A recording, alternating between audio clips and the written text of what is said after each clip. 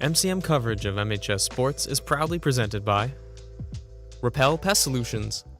Repel Pest Solutions is a full-service pest control company protecting residential and commercial properties from nuisance pests that carry germs and diseases. They are a small, family-run business from Marshfield, licensed, insured, competitively priced. We work to understand your needs and offer an integrated pest solution that's environmentally friendly. Don't be afraid to bug us. Moi Health and Wellness. Moi Health and Wellness is owned and operated by nurse practitioner Christine Murphy. We are an integrative wellness center offering medical weight loss, men's testosterone therapy, functional medicine consults and labs, vitamin therapy, Advadex laser skin resurfacing, Botox and dye sport, teeth whitening, and so much more. Moi Health and Wellness has 3 locations in Lakeville, Marshfield, and Plymouth. And Road to Responsibility. Founded in 1988, Road to Responsibility's mission is to provide the means, the opportunity, and the support necessary to allow citizens with disabilities to take their place as productive members of the community. We are committed to providing all individuals with opportunities to truly live in the community. Through our services, we are proud to enrich and improve the lives of every individual, one person at a time.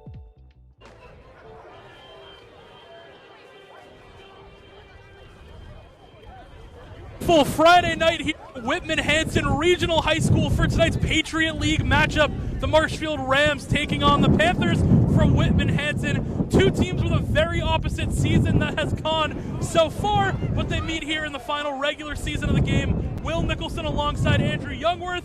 Andrew, we are in for a great game tonight, even with the injuries to Marshfield. Could not agree more. It's a great day for some football. Perfect temperature, a little bit windy, but that's okay. It's going to affect some kicking throughout the game. We have sophomore Nate Rollinson starting this entire game as Tormas is out with a hurt foot. They're going to be resting him until the playoffs.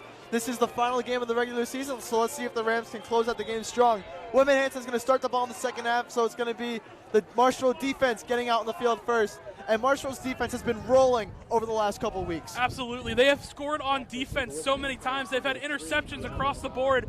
You know, you got a ton of guys. You got Devine with 2, Bergameska, Bongelotti with 2, Burho, Leary, a whole bunch of guys who have made an impact on the defense as Drosopoulos will boot this one away deep, out through the back of the end zone. That will be a touchback, and the Rams defense will start off. Again, this unit dominant all year. You even look back to last year where you have Molander, 17 tackles and an interception on the day. He had a field day. He's going to look to repeat that success this year.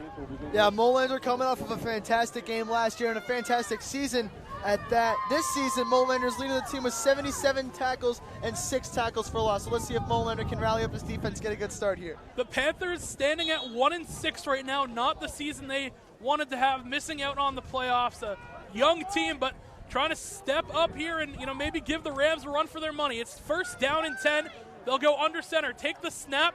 They're going to hand off to the outside. The Rams defensive line will give no gain to the back. Will bring up second down. Yeah, and I mean, you said it perfectly. Marshfield 6-1, Whitman-Hanson 1-6, and 0-4 in the Patriot League at that. So Whitman-Hanson, you got to wonder if they play like they're hungry for a win or if they have already maybe given up on the season. But so we'll see how this plays out. So far, nothing yet.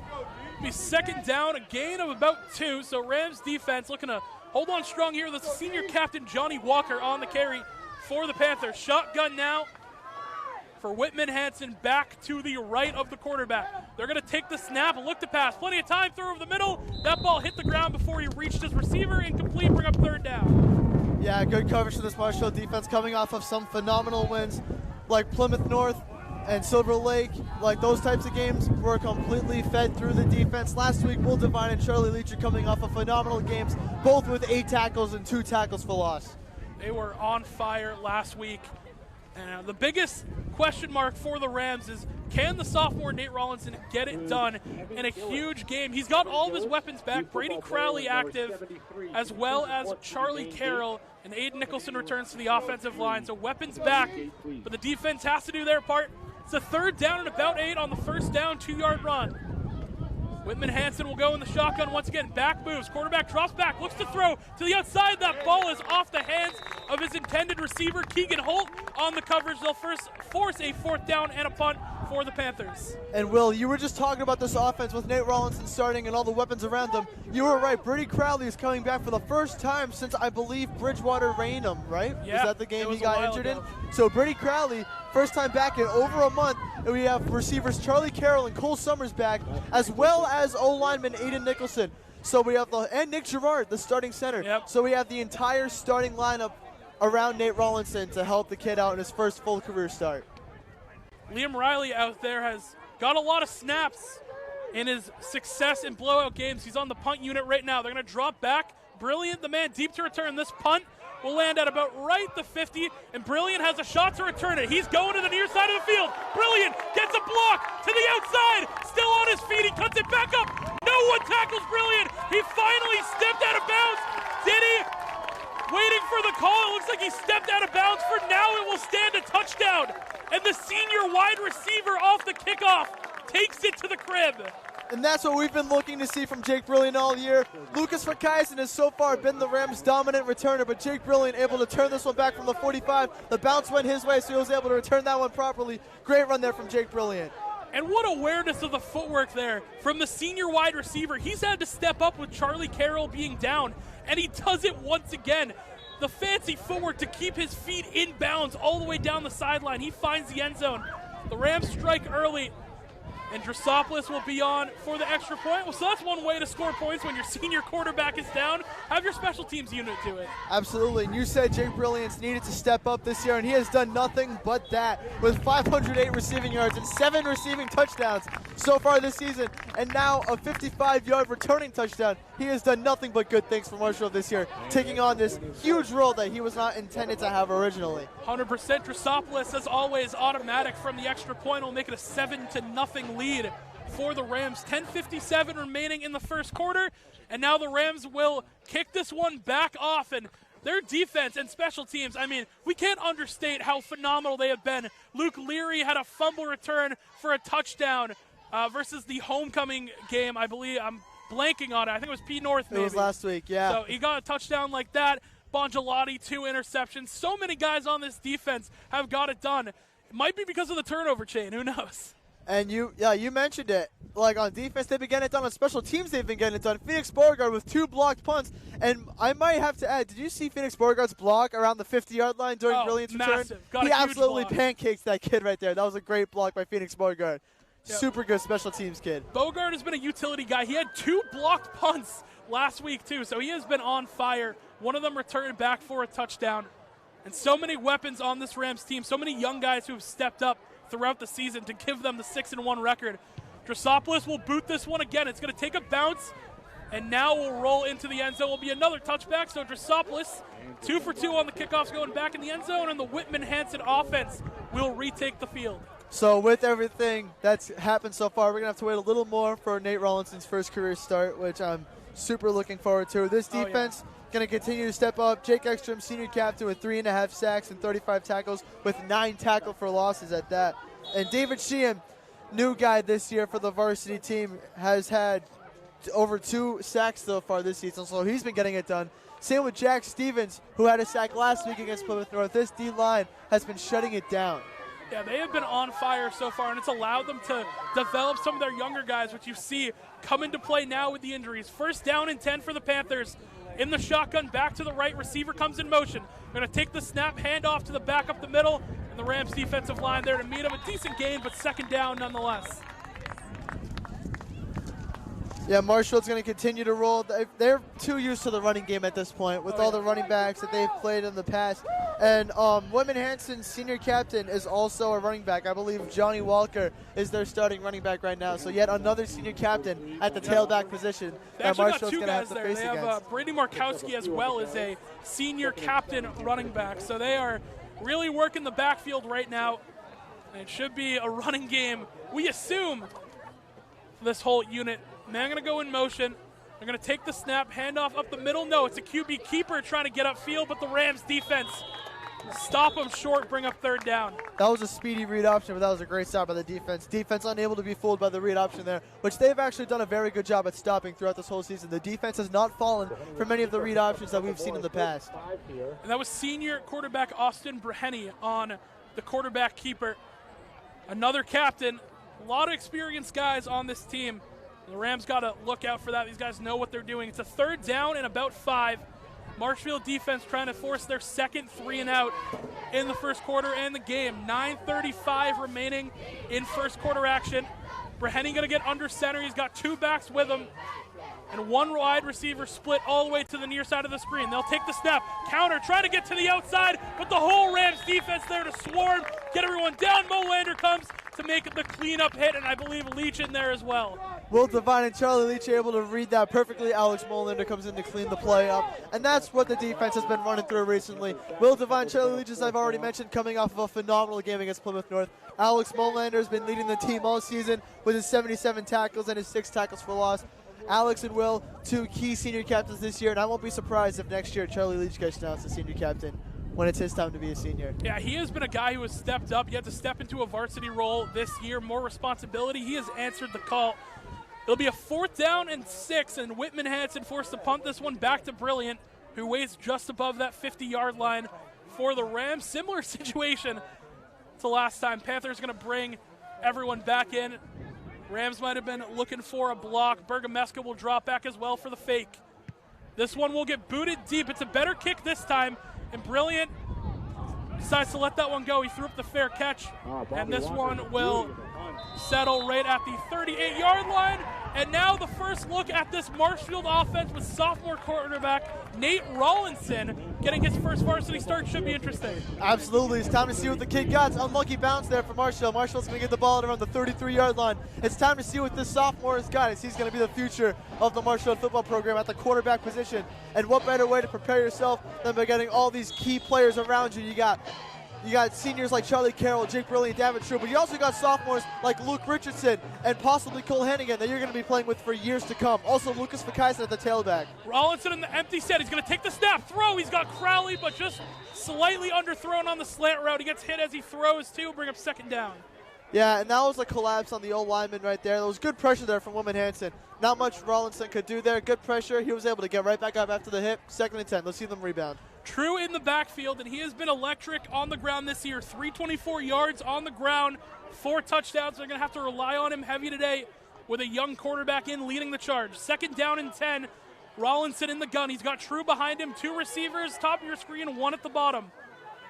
Rollinson sends Brilliant in motion. They'll take the snap, hand off to True. True trying to get upfield, breaking tackles, still keeps his feet moving, and a nice hard run by the senior running back will put the Rams in a 3rd and manageable. And I bet we're going to see a lot of Davin True here tonight, as Davin True has to be the most experienced player out on this offense. He's been getting fed the ball all year this year, all year last year. Last year's game against Whitman-Hanson, he recorded 93 yards against Whitman-Hanson.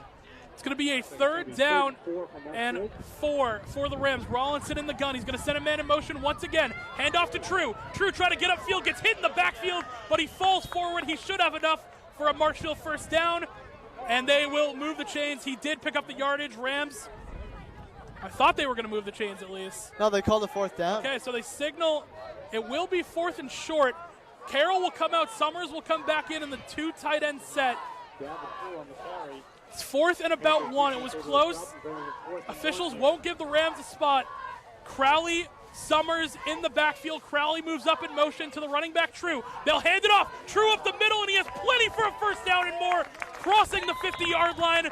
And on a 4th down and 1, Marshfield, no fear, picks up the 1st down. Davin True is a bowling ball of a running back. He is a lot like Tyler Algier in the sense that he's a tinier build, but he's able to just plow right through the defense. They're going to be feeding Davin a lot tonight. Fresh set of downs, Rollinson going to take the snap, hand off to Carroll, gets fumbled, and he falls on it, but a miscommunication between the senior and the sophomore will be a loss of massive yards, actually, for the Rams. About a 10-yard loss. Yeah, miscommunication is what's gotten Nate Rollinson in these types of situations so far. Sometimes the communication's not been there totally, but I think once he settles in, he's on fire. That's what we saw last week against Plymouth North. Once he settled in, he was on fire. Good reaction there from Charlie Carroll to be able to get the ball back. Rams up a touchdown, 6:28 remaining in the first quarter. This is the first offensive drive for the Rams. It was Brilliant on a punt return touchdown that got the Rams the lead. Brilliant, back and forth in motion. Rollinson takes the snap, looks to throw, throws a screen pass to True. True getting to the outside, breaking tackles down the sideline. David True, he beats out everyone, cuts it back inside. True to the goal line, diving. They're going to mark him just short, but a massive screen pass and run by the senior captain, David True. I mean, that was just a phenomenal play. Rollinson able to find True in the traffic, which is not easy to do. That was a huge mess of guys right there. Rollinson able to track down True, make the jump and float that one over to him. And then Davin True able to create 50-plus yards on the play right there. Able to get to the 2-yard line, maneuvering his way back and forth through the defense. That's what we love to see from the senior captain, Davin True. It'll be a first down and goal. Rollinson going to send someone in motion. They'll take the snap. Rollinson, QB keeper up the middle. He won't get there. They tried to get the sophomore to get going on his feet. Pickup of just a 1 yard. It'll be second down. I love the read option there. I love the read option there with Rollinson and Summers. We see that a lot with Moss and True. I love seeing them continue the read option plays with Nate Rollinson at quarterback because he has a similar build to Tormes. He's a very tall dude, very quick dude. Be second down and goal. Summers in motion. They'll take the snap. They tried to hand it off to True, but Rollinson fumbled the snap, and he will turn that one over. It'll be Whitman-Hanson ball on a miscommunication on the play or on the handoff. Unfortunate there for the Rams. And there it is again. It's the miscommunication that's gotten this offense so far over in this game, and that's what's happened the last couple of games too. Miscommunication has cost this offense some extra points that would be useful later on in the game. It was Pat Ryan, the junior for the Panthers, who forced that ball out. And that's plays for the Rams that you can't have happen. You have a young guy in. You got to try and make it as easy on him as possible. Yeah, absolutely. It'll be Brahini, who will go under center. Panthers will take over. They're not in great field position. They got to try and get out of here. Going to take the snap, handoff up the middle, and the Rams D-line once again will give up nothing. Bring up second down. Yeah, the Rams defense able to read that one perfectly. Whitman-Hanson is in a terrible spot right now, as you just mentioned. Their field position could not be much worse for them. I believe they're at the 2-yard line, maybe the 3. Great. Not good field position there, so they're going to have to run the ball because throwing the ball with this D-line is just way too risky. Yeah, no, exactly. There's too many guys who are ball hawks in that secondary who can go and pick it off. There's about 4:41 remaining in first quarter action. Rams by a touchdown, and they have Whitman-Hanson backed all the way up on their own goal line off of the Marshfield turnover. Second down and 8. Brahini, he'll go in the gun. He's got a back to his right. Brahini analyze the defense. He'll take the snap. It's a read option once again. He hands it off to the back, but Charlie Leach comes up to lay a massive hit. Will bring up third down. There was a huge gap there created by the O-line, which was actually really good blocking. But Marshfield's linebacker duo of Alex Molander and Charlie Leach able to close up the gap quickly, recover, get the running back down. That's a great play there from both Molander and Leach. Be a third down and about medium. Third down and about 6 or 7. It's hard to tell from this sideline view. Yeah, this is a no tough press deal. box for us tonight. Yeah, it's unfortunate, but we'll make do with what we got. Plus, we got the great Marshfield fans around us. Exactly. It's third down. Brahini in the gun. He's got it back to his right. You got to think they got to air this one out to try and get the first down. And I'm sure the Rams are thinking the same. He'll take the snap. No pressure. He's going to throw to the outside. That ball is caught, but Ekstrom comes up to make a tackle. I don't think he has enough for a first down. It will be fourth down, and Marshfield will hold Whitman-Hanson once again as their punting unit comes on. And there's Jake Ekstrom. That's the first tackle we've seen from him tonight. He's also been a key part of this defense for many, many years, going back to his sophomore year. This year he's got 3.5 sacks and 9 tackles for loss. Ekstrom's been a key part of this defense for quite some time, and he's showing yet again why he's the senior captain.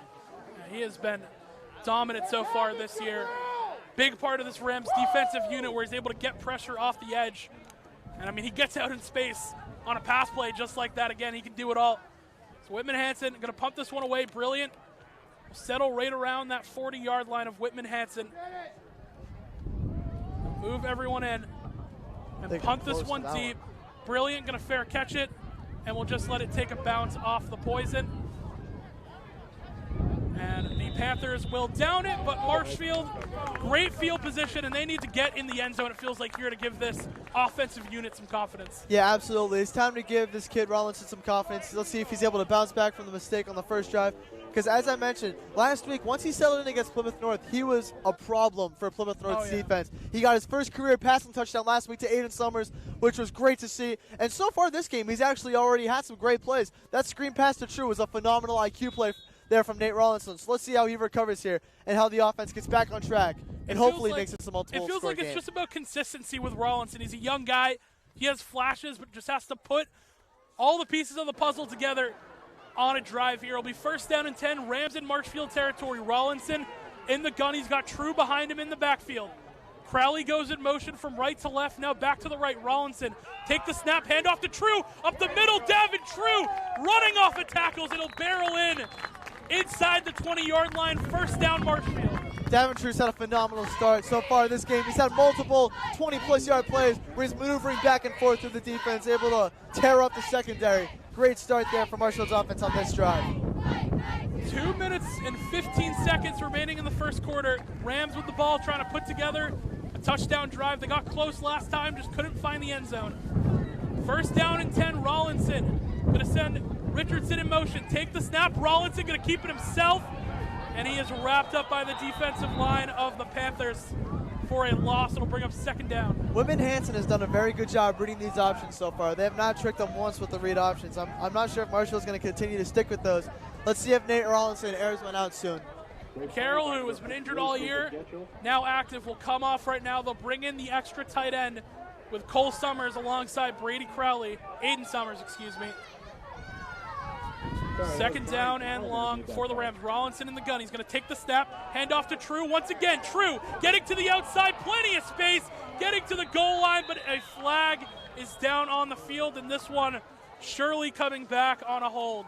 Yeah, it looks like that's going to be a holding call. And Marshfield's offensive line has done a pretty good job not getting too many holding calls this year. Mostly it's been the false starts that have kind of hurt this Marshfield offense in terms of penalties. But overall this year, they've done a great job blocking but not holding. Very important difference there. Yeah, it is going to come back. Yeah, someone on that right side of the offensive line. It was either a tight end or it was Nicholson on the hold. And I think now's a good time to mention that Nicholson is back into action here. He took 2 weeks off with a concussion. So Nicholson's back in the game. Nick Gerard also fully back into the game playing the center role. So it's great to see Marshfield's full starting O-line out there today. However, Justin Amaral, the sophomore, is not out there. Yeah, I think Aiden Nicholson yet to get penalized or give up a sack on the year. So a rare mistake from the young guy. He'll bring up second down, throw to the outside, goes off the fingertips of his intended receiver, who gets lit up. I think that was Luke Richardson, who got lit up. Bring up third down and long for the Rams. And that'll happen. Richardson has had some phenomenal plays this year. He's been a key sophomore, and that's going to be a QB wide receiver duo that this football program is going to be seeing for multiple years to come in the future. So you love to see Rollinson air one out to Richardson there. Even though he wasn't able to come down with it, still great to see.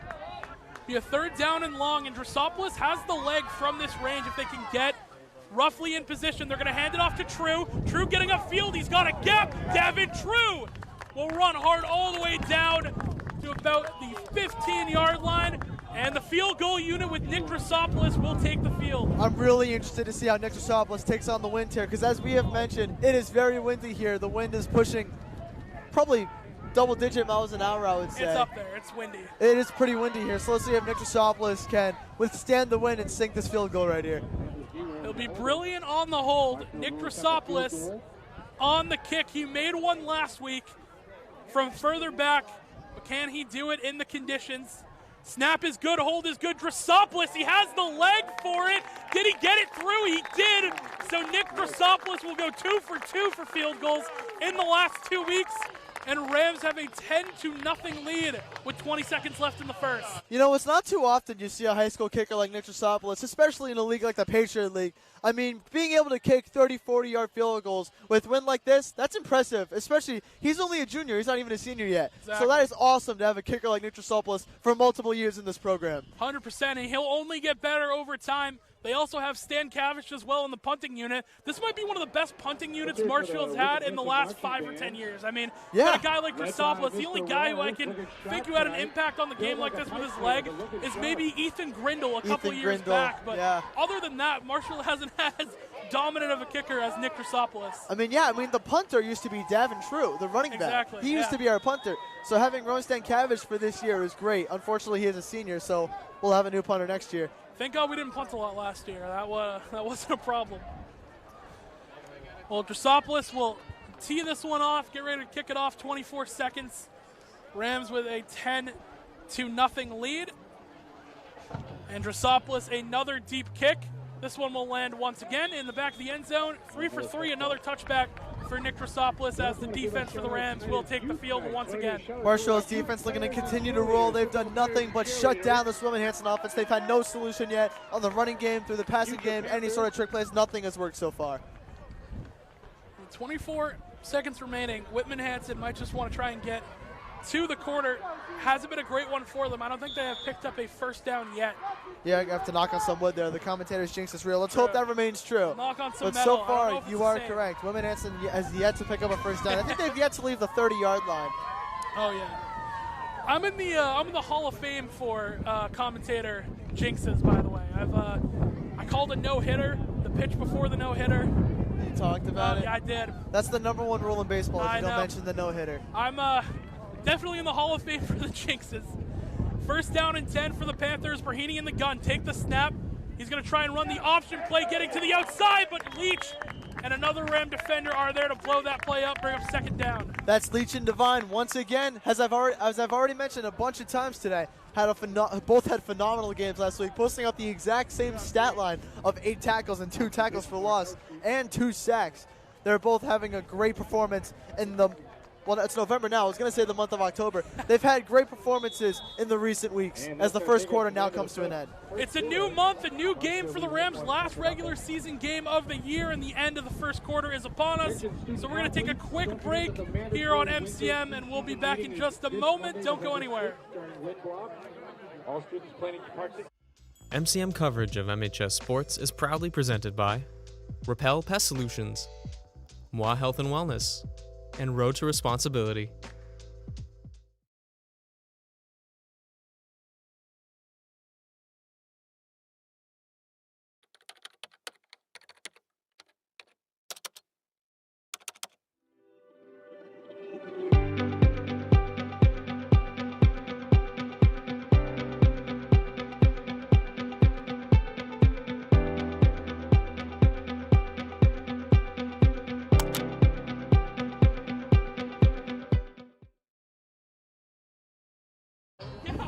Dude, he hasn't had a penalty or sack all.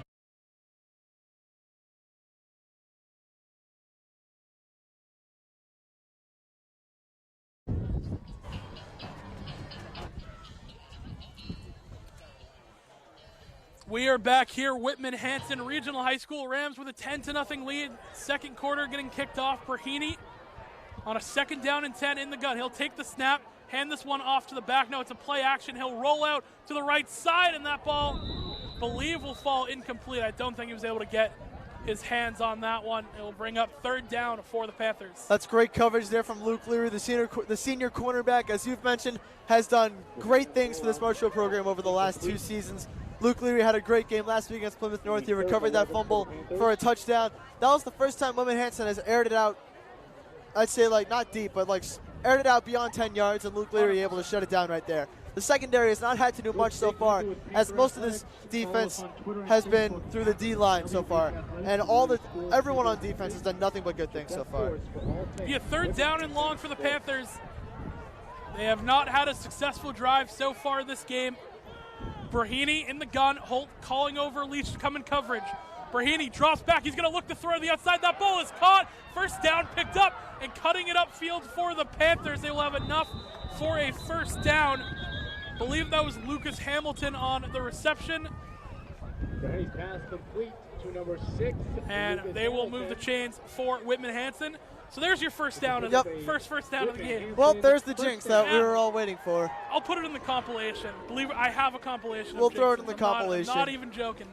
We'll throw both of ours in there too. I just got done talking about how they haven't aired it out yet. But now with Whitman-Hanson getting beyond the 30-yard line, let's see if maybe they gain some momentum here, or if Marshfield able to wake up and shut them down like they have been doing all game. Fresh set of downs for the Panthers. Bongelati in coverage near side of the field. Brahini in the gun. He's got a back behind him, sends a man in motion, and he'll hand off to the motion man, trying to get upfield, but the Rams D-line will stuff him right at the line of scrimmage, bring up second down. That was a mean hit there by Charlie Leach. Charlie Leach is standing on business as of recent. Yeah, Leach has been a massive part of the team this year. He's been on fire. 55 tackles, 5 tackles for loss. And the first year varsity player. It's been on fire. 10:45 and running clock in the second quarter. Rams have a 10-0 lead. Brahini in the gun. Back behind him to the right. Brahini going to take the snap. He's looking to throw. Roll out to the right and throw a pass that is caught and cutting it upfield. And should have enough for the first down for the Panthers. So the Whitman-Hanson offense getting moving a little bit. Yeah, they are. That was great pressure from Marshfield's defensive line and front seven, overall the linebacker splits as well. But that was a great rollout by Austin Brahini and able to gun that one out for another first down. That was a great throw. So Marshfield is starting to realize that they got a good quarterback in Whitman-Hanson.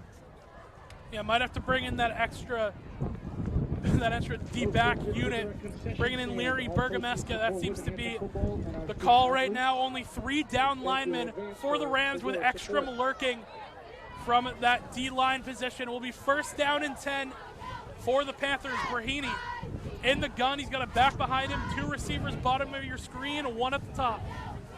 Brahini will take the snap. He will hand off to his back, who will go nowhere, hit in the backfield for a tackle for loss, bring up second down. The defensive line reading the run yet again. Dylan Burho and Jake Ekstrom reading that play perfectly, getting the tackle for loss, getting that running back down. Markinowski on the carry, another senior captain running back for this unit. That time it gets blown up, and he has nowhere to go.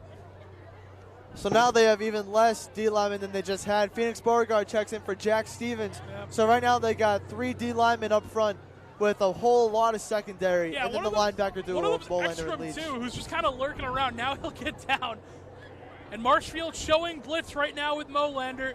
Brahini going to send a man in motion, take the snap, and it's a read option to the outside. The pitch fumbled, and the Rams are going to get there in time. They will wrap him up. And not even a read option, more like a triple option on that play. The pitch gets fumbled, will bring up third down. Yeah, that was an interesting play there. That's what's actually been effective against Marshfield this year, is when teams catch this defense by surprise. Like Silver Lake has done that. Hingham did that. But that time, Marshfield able to read the play perfectly. Whitman-Hanson with the fumble there, Marshfield shutting him down. The quarterback Brahini had to come over and fall on that ball. They actually gained a couple of yards, funny enough, from the fumbled pitch because they got going upfield. I think is it a fourth down right now? Yeah, it is a fourth down. I think they're going to go for this on their 40-yard line. I think they're going to have to. I thought we were at third down. The marker showing fourth right now. Brahini in the gun, back to his right. He'll take the snap, look to throw. He has to get out of the pocket. Pressure's coming, and 2 Rams in the area. Surely that's an intentional grounding. And there's the flag that comes in. Great pressure.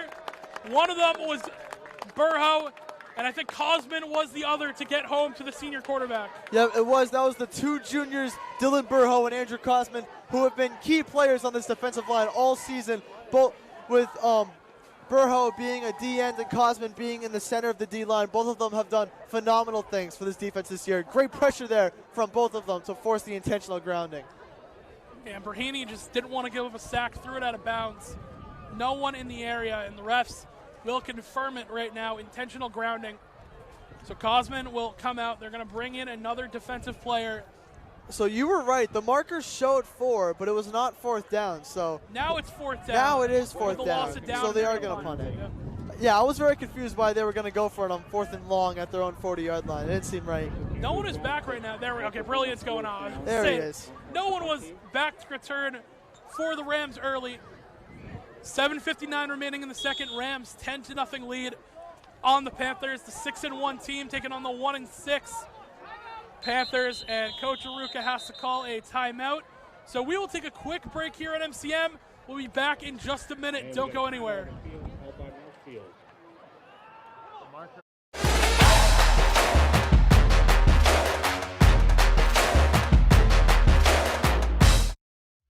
MCM coverage of MHS Sports is proudly presented by Repel Pest Solutions, Moi Health and Wellness, and Road to Responsibility.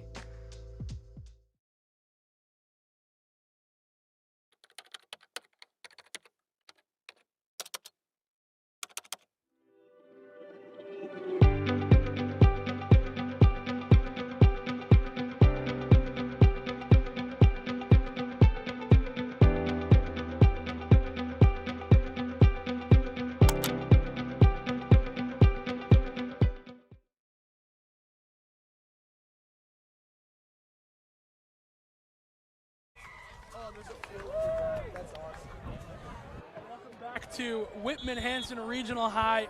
Rams with a 10-0 lead, 7:59 remaining in the first quarter.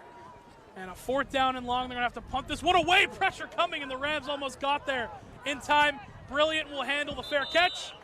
And Marshfield's offense will take over in Panther territory already. And we'll get to see Nate Rollinson, the sophomore, try and get a buzz going for this team. Yeah, Marshfield with a better offensive drive last time than the drive before, able to put some points up on the board with a Nick Drosopoulos field goal. Let's see Rollinson air some of this out. As you look at the running back next to him, he has sophomore Lucas Fakaizen to his right. So you love to see Lucas Fakaizen continuing to get snaps and develop as a player, as he has done great things this year on the return team and as a running back. True has gotten a lot of carries so far, and we heard that we're going to see a lot of Fakaizen tonight as the Rams trying to establish the run in every aspect of this game, early, late. They want to pound the rock. Fakaizen will switch sides and go to the left of Rollinson. Aiden Summers back and forth in motion. Rollinson will take the snap, look to throw. He's got an open receiver on the outside, but Charlie Carroll dropped it. Be incomplete, bring up 2nd down. That was a great play there from Rollinson, able to get the snap and instantly throw it out. You love to see that type of reaction from Rollinson there. It was a great ball. Yeah, he had that ball on the rope. You love to see that from Rollinson. We 2nd down now. Fakaizen still in the backfield. He's to the right of Rollinson. 2nd and 10. Marshfield looking to the sideline for the play. 2 receivers to the left, 2 to the right. They're going to take the snap, throw the screen pass to Carroll. Carroll getting upfield, breaking tackles, still stays on his feet. And they're going to have to push him out of bounds, but not before. I believe he has enough yardage for a 1st down. Love to see senior Charlie Carroll back out on the field, able to create 7 extra yardage there on the play, able to get the 1st down, make up for the drop he had on the last play. Rollinson's first completion as well will go to the senior wide receiver. 7:25 remaining in the half. Marshfield by 10. Rollinson in the gun. Fakaizen to his left. They'll take the snap, handoff to Fakaizen, getting upfield, and he will barrel all the way down, close to that 1st down marker. Will be just short, bring up 2nd down. Love that run there from Lucas Fakaizen. Lucas Fakaizen, speedy guy. He's able to pick up speed quickly, as we've seen that this year. He's had a couple very long runs, and he's had a couple long touchdowns, too. Be a 2nd down and 2. They're going to take the snap, hand off Fakaizen once again. This time he gets hit in the backfield, got wrapped up. So a big 3rd down coming up for the Rams. They are in Drosopoulos range if they want to go that route again. Yeah, they're absolutely in Drosopoulos range. Very Drosopoulos range. I agree with you completely. I wonder if Aruka is going to use Rollinson on a check down here, or if they're going to use Fakaizen to run it up the gut again. I believe that's number 11, Cole Summers, in the game as well. He was active last week, but in the blowout, didn't see a bunch of time. 2 tight ends set for the Rams. Crowley in motion. They'll take the snap, hand off to Fakaizen, trying to fall forward for a 1st down. I believe he does have it. Waiting for the signal, and they will say move the chains. Fakaizen with his legs will pick up the 1st down. So they choose to run it with Fakaizen for a 3rd straight time. It proves effective with that set. And as you mentioned, Cole Summers going back in. We love to see Cole Summers back on this field too. Cole Summers and Charlie Carroll both had pretty bad injuries at the beginning of the season. It's great to have a full wide receiver core out here from Marshfield. 1st and 10, Rollinson in the gun. He's going to take the snap, hand off Fakaizen, once again getting upfield and breaking a couple of tackles. He's finally wrapped up, but another quick and hard run by the sophomore running back. Yeah, and there's Lucas Fakaizen once again able to pick up speed quickly, gain some yardage, and give Marshfield's offense a super easy 2nd down to work with. I believe we will take a break real quick. We'll give you a recap if you're just joining us here on Marshfield Community Media. The first drive for the Panthers ended in a 3-and-out. It was a deep kick. Jake Brilliant was able to take it to the house, give us a 7-0 lead. And after a couple turnovers by the Rams, they get it down in Nick Drosopoulos' range. He hits the field goal to make it a 10-0 score. It was Davin True early, but now they've decided to go with the younger guy, Lucas Fakaizen, who has been a monster 2nd back in this backfield. Yeah, you described this perfectly. Davin True had a 50-yard plus screen reception, able to carry it down all the way to the 2-yard line where Marshfield gave up the ball back to Whitman-Hanson there. So the score could very well be 17-0. Nick Drosopoulos with a good 40-yard field goal to put some points up on the board, and Jake Brilliant started out this game with a brilliant punt return touchdown. I like that. I'm a fan of that punt right there. And yeah, a lot of guys back for the Rams. We mentioned Aiden Nicholson down with a concussion. He's come back into this offense. Brady Crowley, who got hurt versus Bridgewater Raynham, he's back. Charlie Carroll, who played a little bit last week, he was active, but now he's fully been put back into this offense. And a lot of weapons for your sophomore quarterback to work with. And he's answered the call so far. He's had a couple of iffy plays, but he's a young guy. You expect that. Overall, I'd call it a success so far for Rollinson. Yeah, absolutely. Rollinson seems like he knows what he's doing out there. There have been a couple of miscommunication errors, but that's going to happen. He's brand new to the system. He doesn't look completely out of place. No, not at all. And he's been super poised for being a sophomore quarterback on this team in this position where they are right now. He's done a great job keeping himself calm and composed, able to get the ball on a rope to his receivers. It's not easy to step into a 6-1 team with a bunch of expectations, but Rollinson has done it so far. Hard count won't get anyone on the Panthers to jump. It's an even receiver set. Summers, the tight end, split out wide. Fakaizen in the backfield with Rollinson. He'll take the snap, throw the screen to the outside. It's brilliant. Who picks up a block, cuts it back inside, and he will have enough for a first down and bring up the Rams in 1st and goal territory. And that's what I'm talking about when I mean that Rollinson's able to keep himself calm, composed, and his reaction time is unlike no other. He is able to release that ball almost instantly and catch the defense off guard, give them no time to react. Rollinson is doing a great job of getting the ball and releasing it instantly. First down and goal for the 3 for the Rams. Rollinson, a QB option, getting to the end zone. Touchdown Marshfield. The sophomore quarterback on a QB power finds the end zone, and the Rams lead 16-0. That's a great play call there on that fake toss, and that's great from Nate Rollinson to see that Marshfield still wants to use a mobile quarterback under snap. Nate Rollinson able to get his first career rushing touchdown, which we love to see. As we've talked about earlier this year, Tormas has had a bunch of rushing touchdowns. Rollinson getting his first one there right now. You love to see that right there. Yeah, 100% you love to see that. I mean, a young guy, there's been so many question marks if he was going to be able to answer the call and step up in this offense. And he shows right there, QB power. There's a sophomore to my right.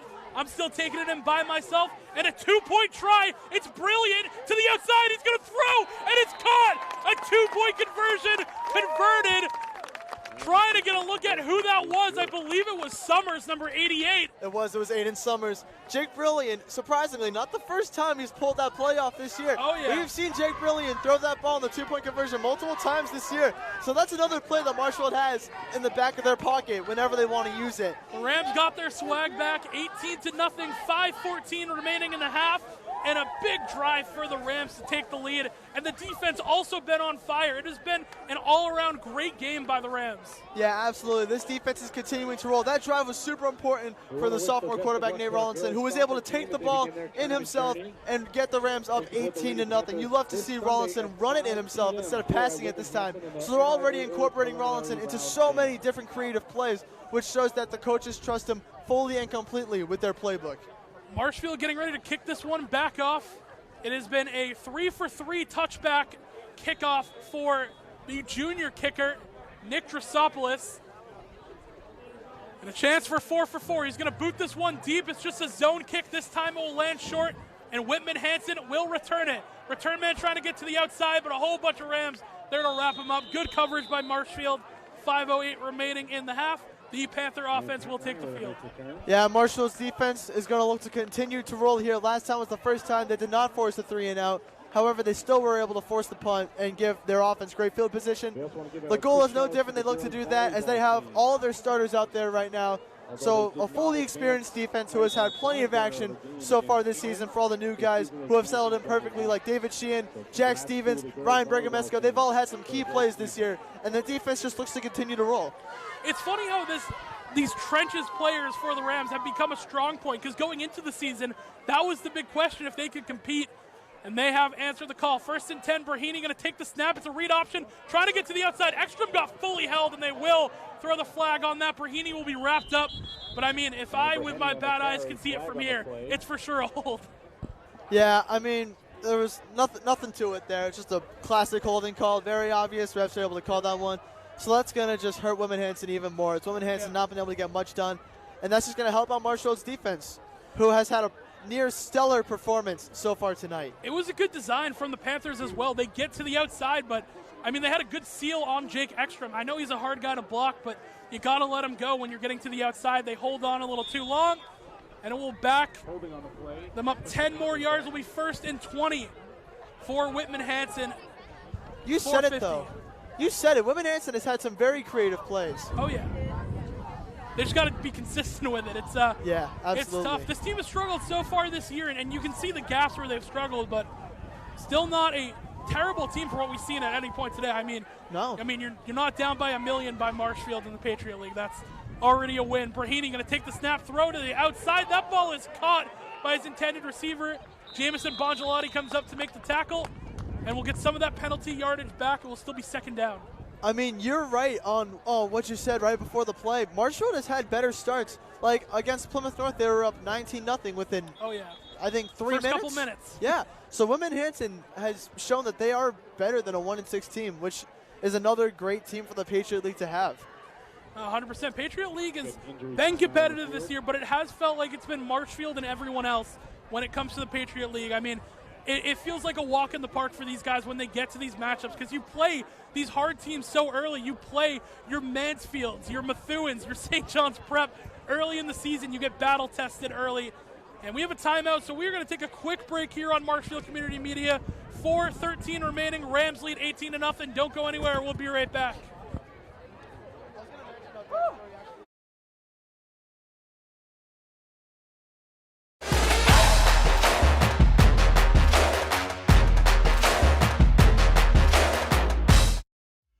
MCM coverage of MHS Sports is proudly presented by Repel Pest Solutions, Moi Health and Wellness, and Road to Responsibility.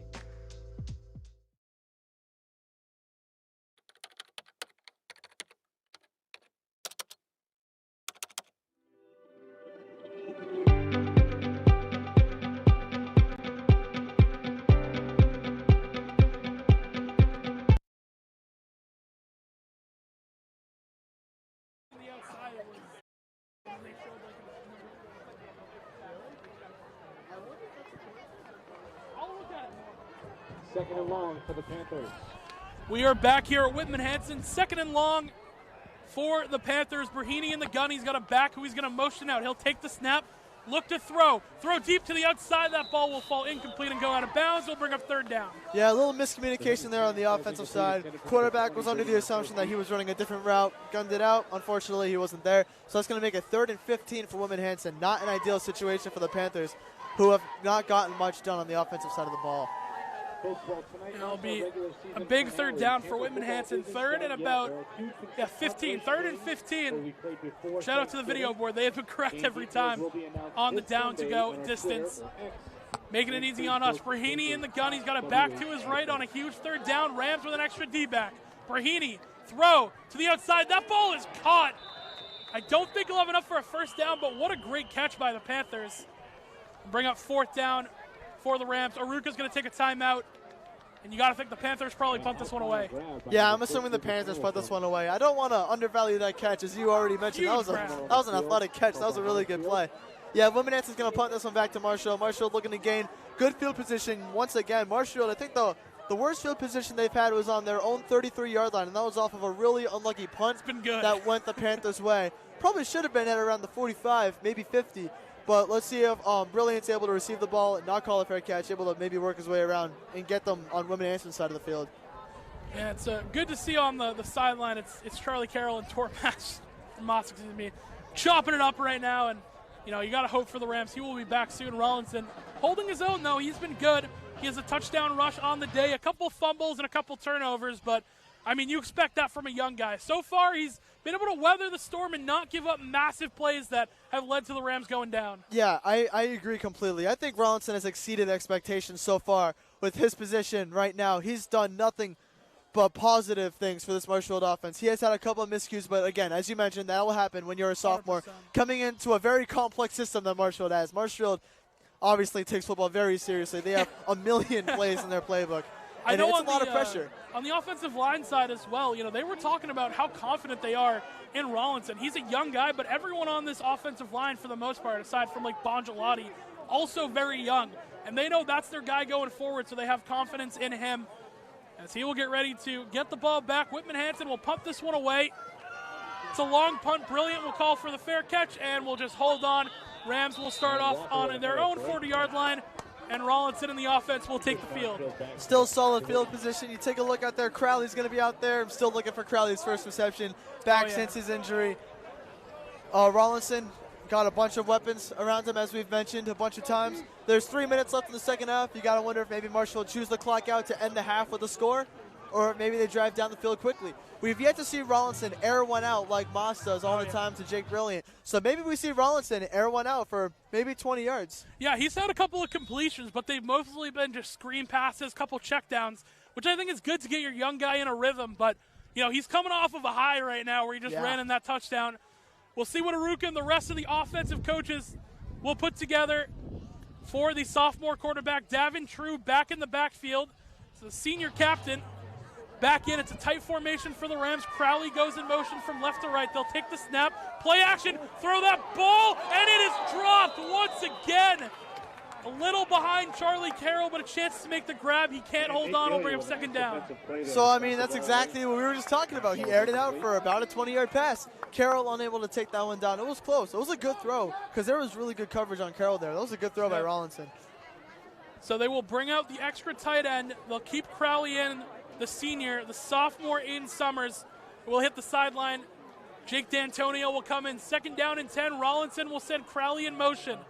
He'll take the snap, and he will hand it off to True. True all the way up the middle. So fast I couldn't even see him get the ball. Blink and you miss it. He is enough for a first down and more. I mean, Davin True has been electric this game. He's had multiple 30-plus yard gains. That wasn't 30-plus yards exactly. That was around the mid-20s. But Davin True has had so many explosive plays on this game so far. And last year, as we mentioned, he had 98 rushing yards. He's looking to crush that so far in this game.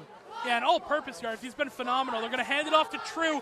Once again, True getting to the outside, gets a block to the outside, but another flag will come in. And I think they're probably going to get, I believe that's Aiden Summers they might get for a hold. We'll see what the call is. Yeah, Marshall very confused with the call. They did not agree with that one at all. So that's going to be Marshall's second holding call tonight. This is probably, I think this is the first game of the year where Marshall has had multiple holding calls, which is something we rarely see from the O-line. Yeah, I mean, they're running the ball a little bit more. And that one, I couldn't see completely, and I think it was either the tight end Summers or maybe Luke Richardson on a cutback hold. Still confusion about where the ball will be spotted. So now on first and long, you got to wonder if they go back to Davin True, who has been super successful tonight, or if they maybe do another check down with Rollinson, which has also been very successful. So Whitman-Hanson's defense has a lot to worry about right now, as everything has been working for the offense. Play action, Rollinson's looking to throw. Plenty of time, he's going to air it out deep. He has an open receiver. It's caught. Richardson getting upfield. Plenty of space, and he will be tackled, but not before a massive gain. Getting down to the 10-yard line, the sophomore-to-sophomore connection. And that's the connection that we've been looking to see work perfectly. Nate Rollinson to Luke Richardson for, I believe that was around a 40-yard gain there. Massive. So that's what everything that we wanted to see in this drive happened in that one play. We wanted to see Rollinson really air one out, not throw a check down. He aired it out to a wide-open Luke Richardson, who was able to gain 10 to 15 yards of extra yardage there. And we're able to see the sophomore-to-sophomore connection, which we will be seeing for years to come. Oh, yeah. I mean, he just threw a great ball there, hung in the pocket off the play action, delivered a bullet right on the mark to his sophomore buddy, Luke Richardson. First down, picked up. And, I mean, how much can you say about Rollinson? He has answered the call so far today. He looks much better than we'd expected. I mean, we thought coming into this game, they're going to use True and Fakaisen, and they have.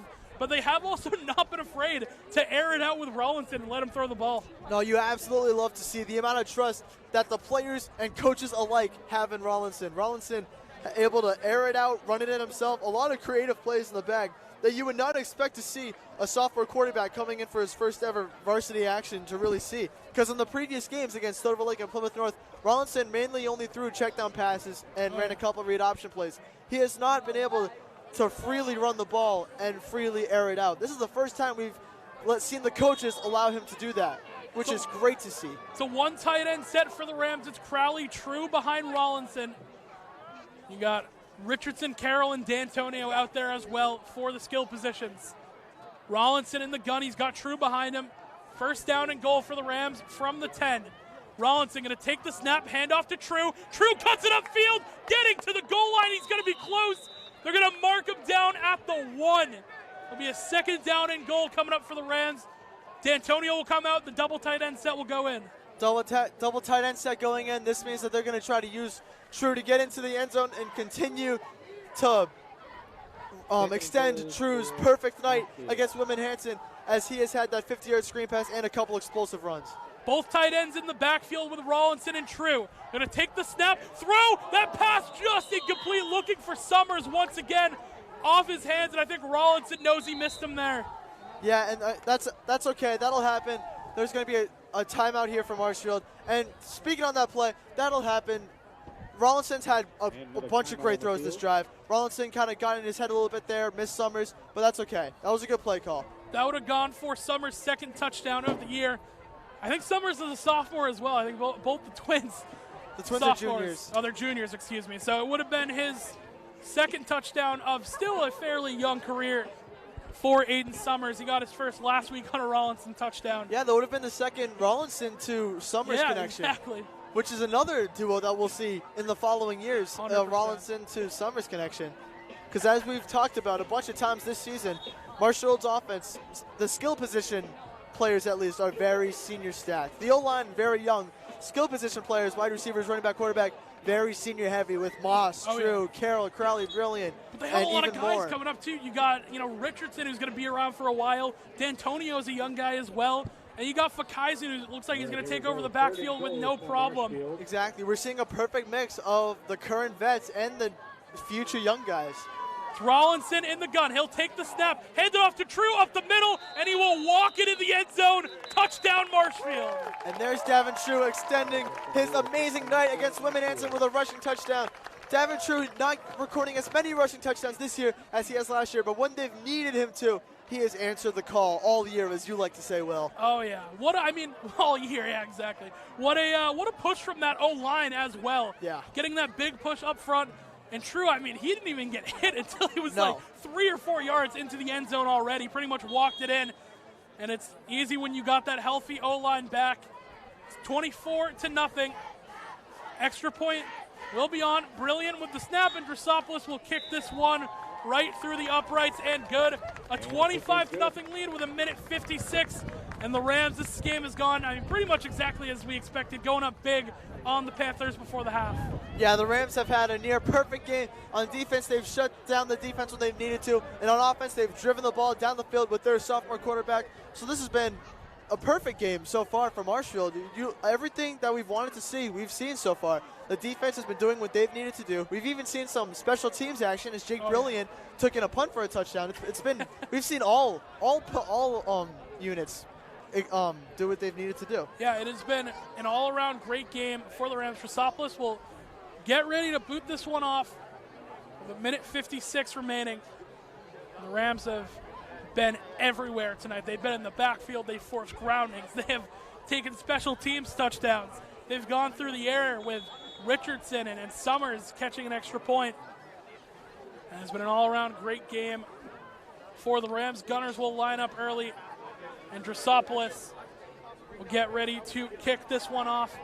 Whitman-Hanson going to try to put together a 2-minute drive with 1:56 remaining.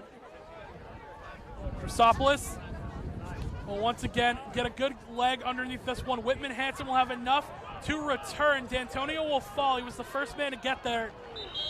And the Whitman-Hanson return man will cut it up. Decent return for the Panthers. 1:51 remaining. Their offense will take over.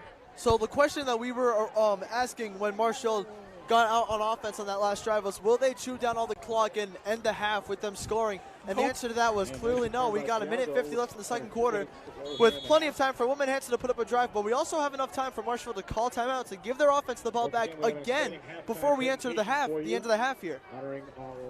Yeah, they have plenty of time if they put an end to this drive early. Plenty of time to go down and try and score another one. Be first down and 10. Brahini in the gun, back to his right. He's going to send a receiver in motion. That was Nate Melita. Take the snap, roll into the outside. That ball is tipped by one receiver and then caught. I don't think that will count. I think that receiver is out of bounds when he caught it. So that will fall incomplete, bring up second down. Yeah, that was an interesting play for sure. I mean, how lucky can you get? I mean, it is pretty unlucky that his foot was out of bounds, but nonetheless, a pretty lucky play there. It's going to make a 2nd and 10 for Whitman-Hanson, which is huge for Marshfield because that stops the clock without Marshfield even having to use a timeout. So that's going to make the clock 1:45 left here in the second quarter. The clock is not running right now, 2nd and 10. I believe Marshfield still has 2 timeouts to use. I believe they've only used 1. Is that right? I think so. They should still have 2. They have at least 1 left, but it'll be interesting to see their strategy. So far, they're not going to need the timeouts if Whitman-Hanson keeps trying to air it out. Yeah, so I'm pretty sure Marshfield has 1 timeout left. 2nd down and 10. Brahini in the shotgun. He's going to back to his left. Even receivers on each side. Markanowski split out wide as well. One of the other backs. He'll be motioned back in. They'll take the snap. It's a triple option again. Brahini tries to run it himself. He has nowhere to go. He's going to lose yards, bring up 3rd down. Yeah, the read option once again not failing the Rams, as the Rams have done a very good job reading the read option all year. Molander was right there able to stop the quarterback dead in his tracks. That is going to have the clock running though. So with running clock, we currently have 1:20 left in the second. Marshfield not using their timeout here. They're going to let Whitman-Hanson play this out. Yeah, big 3rd down here. I think they're probably going to go to the air. If they do run it, I assume that Aruka will probably call a timeout, try and put together another drive. Or the Rams might look to go in the half. I mean, this is better than expected, you would think, for Marshfield. I mean, it is a 6-1 team taking on 1-6, but one of your most important guys, not here. 3rd down and 11. Brahini going to take the snap, hand off to Markowski up the middle, and he won't get a lot yardage gain on that one. Will bring up 4th down. And I think now the Rams are content to let this clock run and get to halftime. Yeah, you're right. That's what the Rams are going to do. They're going to let this clock run out here. So at the half, as we've mentioned, we've seen everything click so far from Marshfield. The defense, the offense, the special teams, everything has been working so far. Sophomore Nate Rollinson able to get the job done. Sophomore Luke Richardson has had some big receptions. Senior Charlie Carroll able to get back into rhythm here. Everything has been clicking so far from Marshfield. That's what you love to see in the first half. Let's see if they can continue it in the second half and maybe get the JV unit some action to end off the game. Yeah, I don't think we're going to get another snap here. Time will wind all the way down to 5 seconds. So that will do it for the first half action. Rams lead 25-0. Dominant first half. Drew ran in a touchdown. Brilliant return one off a kickoff. Rollinson ran his own and then threw a touchdown pass. Or no, excuse me, he hasn't thrown one yet. He'll get there. He threw a long ball earlier, but it's been dominant for the Rams. I think we're going to the half. There's still confusion on where we're going, so we'll keep you here for just a minute. Yeah, we're going to the half. Whitman-Hanson's running away, but Marshfield's unit's still out there. Well, that'll do it for first half action here. Rams lead 25-0. We'll be back here on Marshfield Community Media for the second half coverage. Don't go anywhere.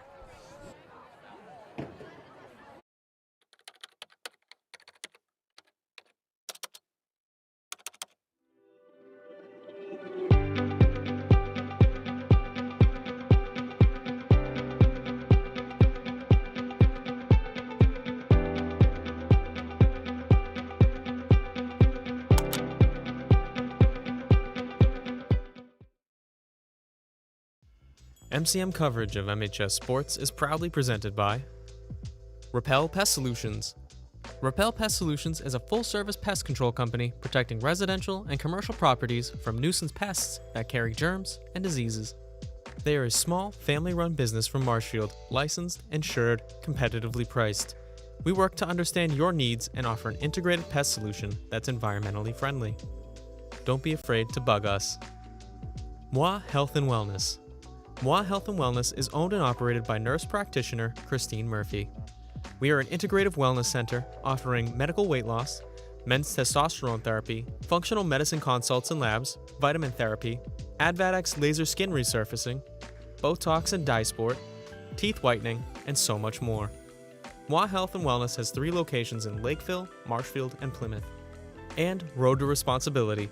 Founded in 1988, Road to Responsibility's mission is to provide the means, the opportunity, and the support necessary to allow citizens with disabilities to take their place as productive members of the community.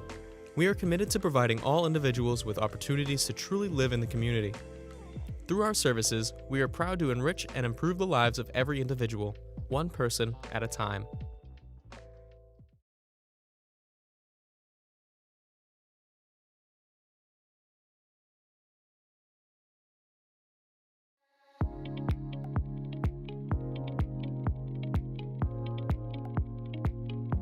People in the community tell us all the time, Marshfield Community Media is a hidden gem. While we love hearing that we're a gem, we don't love hearing that we're hidden. So let's talk about what we can offer you and this wonderful community. One of the biggest things we offer is training. We can train you on various forms of media such as camerawork, podcasting, editing, and so much more. The only thing we require is that you're a member of our studio, which for Marshfield residents is just $30 a year. And with that membership, you not only get access to training, but our entire arsenal of state-of-the-art equipment. We'll help you create the content you've been dreaming about. In addition to this, we also offer production services. Do you have a small business and want to film some promotions for your website or social media? We've got you covered. We've worked with businesses all over the South Shore to produce high-quality promotional material at an affordable rate. You probably already know this, but in case you don't, we provide high-quality coverage of important community events. This includes MHS Varsity Sports, municipal government meetings, important local news, and many other special community events and ceremonies. So if you'd like to know more about us, you can check out our website at marshfieldcommunitymedia.com or give us a call at 781-837-4384. Thank you.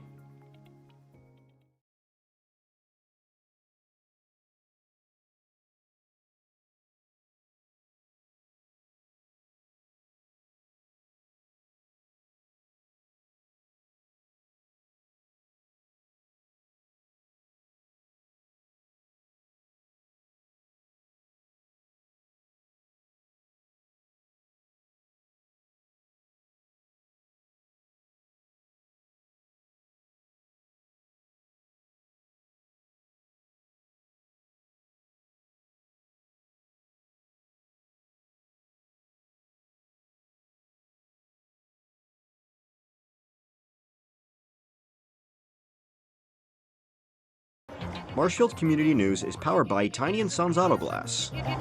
Marshfield Youth Baseball, or a youth organization. We run all the baseball players in town. So today we're rededicating this field to Jack Cantwell. This field is named after him for all he's done, all the years. He was 40 years plus. He likes to say it's 30, it's 40. He's done a lot. He's actually part of the group that got these initially fields built back in the late 60s. But very hard worker, excellent fundraiser. He's done so much for this program. It's just, it wouldn't be here without him. You get to celebrate a man that doesn't exist anymore. The 40 plus year, he volunteered on many levels in this town.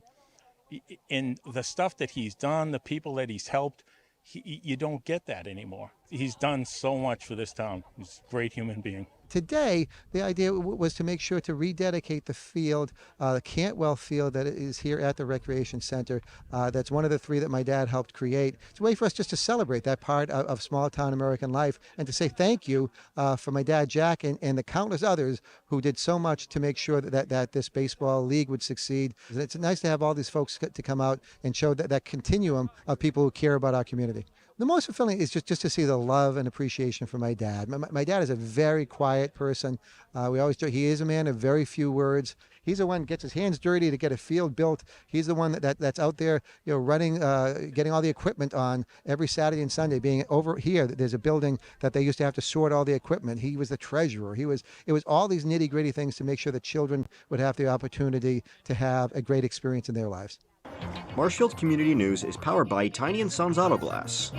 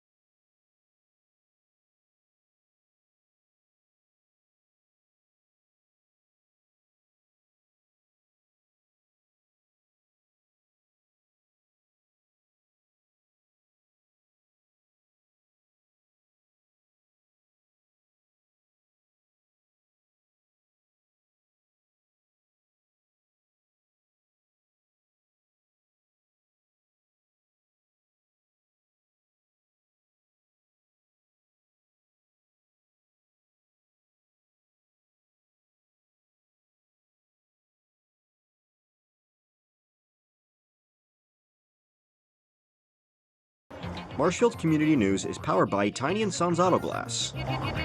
The Marshfield Education Foundation is a parent-led organization which supports the Marshfield Public School District. Our mission is to provide grant funding and help build programs that are both innovative and creative while fostering excellence in learning and in the classroom. The Fall Giving Campaign was established in the fall of 2020. It was an additional way and our alternative solution to in-person events.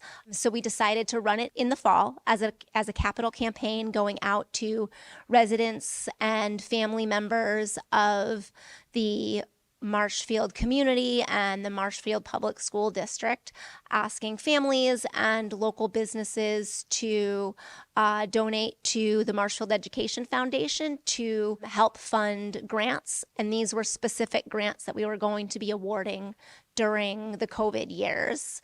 And since then, and since we resumed to normalcy, this has just become an annual campaign that we have done. So in 2025, we'll have the next round of grant funding and we'll award grants for that upcoming school year. So any funds raised this fall will go towards supporting grants and programs throughout the district in the following school year. Examples of great grants are, we have ukulele grant that has actually been across a couple of different elementary schools. The Governor Winslow School has received a number of grants from fitness, the rock climbing wall. The best place to go to donate to the Fall Giving Campaign is to visit the Marshfield Education Foundation website. And from there, you can visit the Fall Giving Campaign page, or there's a donate button right on the homepage. The Fall Giving Campaign brings just a sense of togetherness. It's a great way for the Education Foundation to just continue to have a presence in the community, to remind the Marshfield community, in particular the families who have children in the school district, about what the Education Foundation does, who we are, what we support, and where they can go to support us. Marshfield Community News is powered by Tiny & Sons Auto Glass. MCM coverage of MHS Sports is proudly presented by Repel Pest Solutions. Repel Pest Solutions is a full-service pest control company protecting residential and commercial properties from nuisance pests that carry germs and diseases. They are a small, family-run business from Marshfield, licensed, insured, competitively priced. We work to understand your needs and offer an integrated pest solution that's environmentally friendly. Don't be afraid to bug us. Moi Health and Wellness. Moi Health and Wellness is owned and operated by nurse practitioner Christine Murphy. We are an integrative wellness center offering medical weight loss, men's testosterone therapy, functional medicine consults and labs, vitamin therapy, Advadex laser skin resurfacing, Botox and dye sport, teeth whitening, and so much more. Moi Health and Wellness has 3 locations in Lakeville, Marshfield, and Plymouth. And Road to Responsibility. Founded in 1988, Road to Responsibility's mission is to provide the means, the opportunity, and the support necessary to allow citizens with disabilities to take their place as productive members of the community. We are committed to providing all individuals with opportunities to truly live in the community. Through our services, we are proud to enrich and improve the lives of every individual, one person at a time.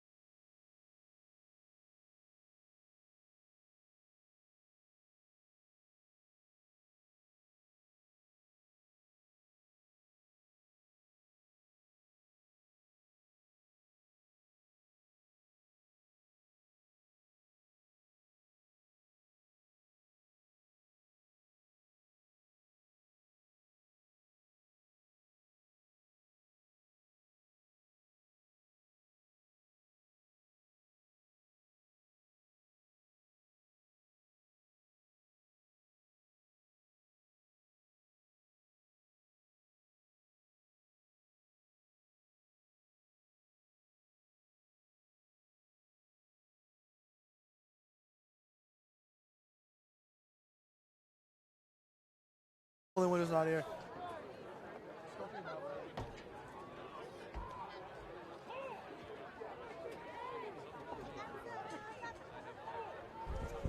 We are back here for second half action at Whitman-Hanson Regional High School. Rams lead 25-0, and they will get the ball first in the second half. Will Nicholson alongside Andrew Youngworth. Anderson Dalton on the camera here, your crew at MCM. Getting it done for the final regular season game. It's an onside kick attempt by the Panthers, and I think they got it. And the onside kick attempt by Tiago Magali. And they did get it. Wow. So an onside kick. Panthers will try and change the momentum. They'll get the ball to start the half. And the element of surprise proves to be Marshfield's Achilles heel yet again throughout this season. That is not the first time that a surprise onside kick has caught Marshfield off guard. Silver Lake did the same thing as well. So this is going to be Whitman-Hanson's best field position all day as they are on Marshfield's side of the field for the first time all game. Marshfield's defense looked to start the second half just like how they started the first half, which was lockdown defense.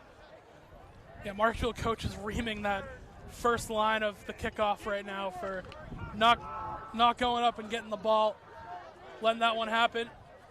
So first drive of the game, Panthers will change momentum. They will be on offense. Brahini in the gun, 2 receivers each side, back behind him to the right. Brahini sends one in motion. They'll take the snap, hand off to the motion man. He's looking to throw. He's going to unload a deep ball that is caught. And a big play going in favor of the Panthers. That's number 20, Brady Markowski on the reception. Be a first down. That's yet another trick play, catching Marshfield off guard. The classic flea flicker, not shown too often in high school games. Whitman-Hanson pulling that one out of the bag. We've not seen many teams attempt that on Marshfield this year. That was a great play call by Whitman-Hanson there. Whitman-Hanson has gotten very creative so far in this game with some of the plays they've drawn up. This is the furthest they've been into Marshfield territory so far today. A chance to finally get on the board and just put some pressure on this Marshfield defense. Brahini in the gun. He's got Markowski to his left. Brahini will take the snap. He'll throw the screen to the outside. That ball is caught. And getting upfield is his receiver, breaking tackles. And should have enough for the first down. Whitman-Hanson. Yeah, they're going to move the chains. They're putting together a drive. Yeah, they certainly are with another. That was a drop down pass that Marshfield has done a lot of times tonight and has proven successful for them on their side of the ball. Whitman-Hanson doing their own check down pass, able to gain that for 10 plus yards, get the first down, and all of a sudden Whitman-Hanson's looking to score some points here in the first minute of the second half. Marshfield's calling a timeout. This is a disastrous start for Marshfield here in the second half. Aruka not happy, all the other coaches very unhappy here so far. Yeah, the Rams are going to have to regroup, take a timeout, 11:05, so already a minute ticked off the clock here in the third. And that's just a momentum killer, right? You give up an onside kick, they push it all the way down the field, and now you're in down to goal territory for Whitman-Hanson. Rams got to respond here in a big way.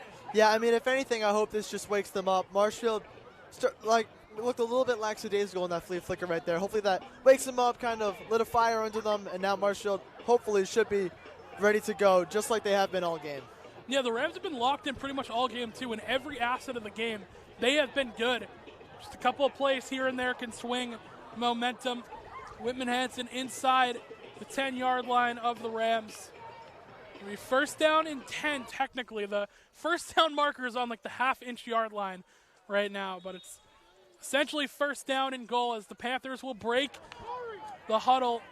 Once again, same set, 2 receivers each side, and Markowski to the right of the senior quarterback, Austin Brahini, excuse me. Brahini sends a man in motion, take the snap, play action. Once again, pressure coming, and he just has to throw that ball away. Intended for his intended receiver, Pat Ryan, but just had to throw that one down. Great pressure from the Rams.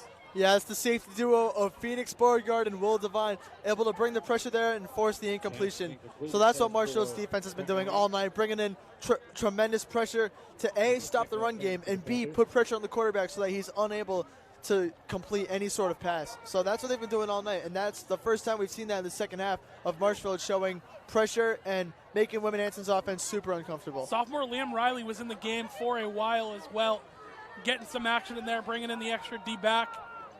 11 minutes remaining in the third quarter. Second down and goal for the Panthers. Brahini in the gun, back to his right. Now he'll split him out wide in motion. Take the snap. Brahini has to roll all the way out to his right. Pressure coming. He's going to throw that ball to the end zone. Tipped away, but they're going to get Marshfield defender with pass interference. Yeah, I believe it's going to be on Keegan Holt there, and that's a tough call because Keegan Holt wasn't looking at the football. He was not looking at his man, so that's a tough call right there. Yeah. Being a Marshall commentator, I don't totally agree with the call, but Marshall's just going to have to adjust to it. Yeah, I can see what the ref is looking at. I think he got a little too handsy. Yeah, he did. He did. So it will be second down, repeat. Move this one up. And that's going to be half the distance to the goal. So not a terrible penalty. It gives them 5 yards, but only half the distance to the goal when they're already 10 yards in. So I think they got him for defensive holding there and not pass interference. So that is a good call there because I did not believe that was pass interference. I understand the holding call. Yeah, just got the jersey a little too much. Yeah, and that'll happen. So Marshfield with a little worse of a situation than they just had. Looking to recover from it though. 2nd and 5. Second down and 5. And the first down marker is at the goal line. They're going to take the snap, try and get up the middle. Still pushing forward are the Panthers. Waiting for the single. Did the ball come out? Will Devine claiming that he got the fumble. Refs are disagreeing with them. And Cosman lost his hat, so they're going to have to change up units here. Bongelati and Leary coming out as well. And Amaral will go in. Excuse me, that's Sean Foley. Sean Foley, yep.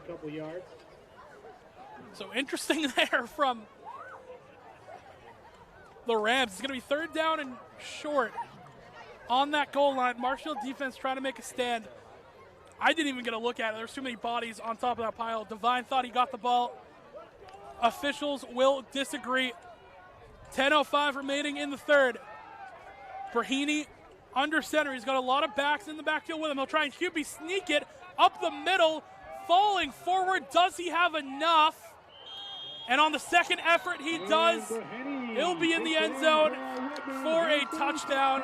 And Whitman-Hanson finally answer back. Whitman-Hanson's offensive line has done a great job being able to push the quarterback in the last 2 plays.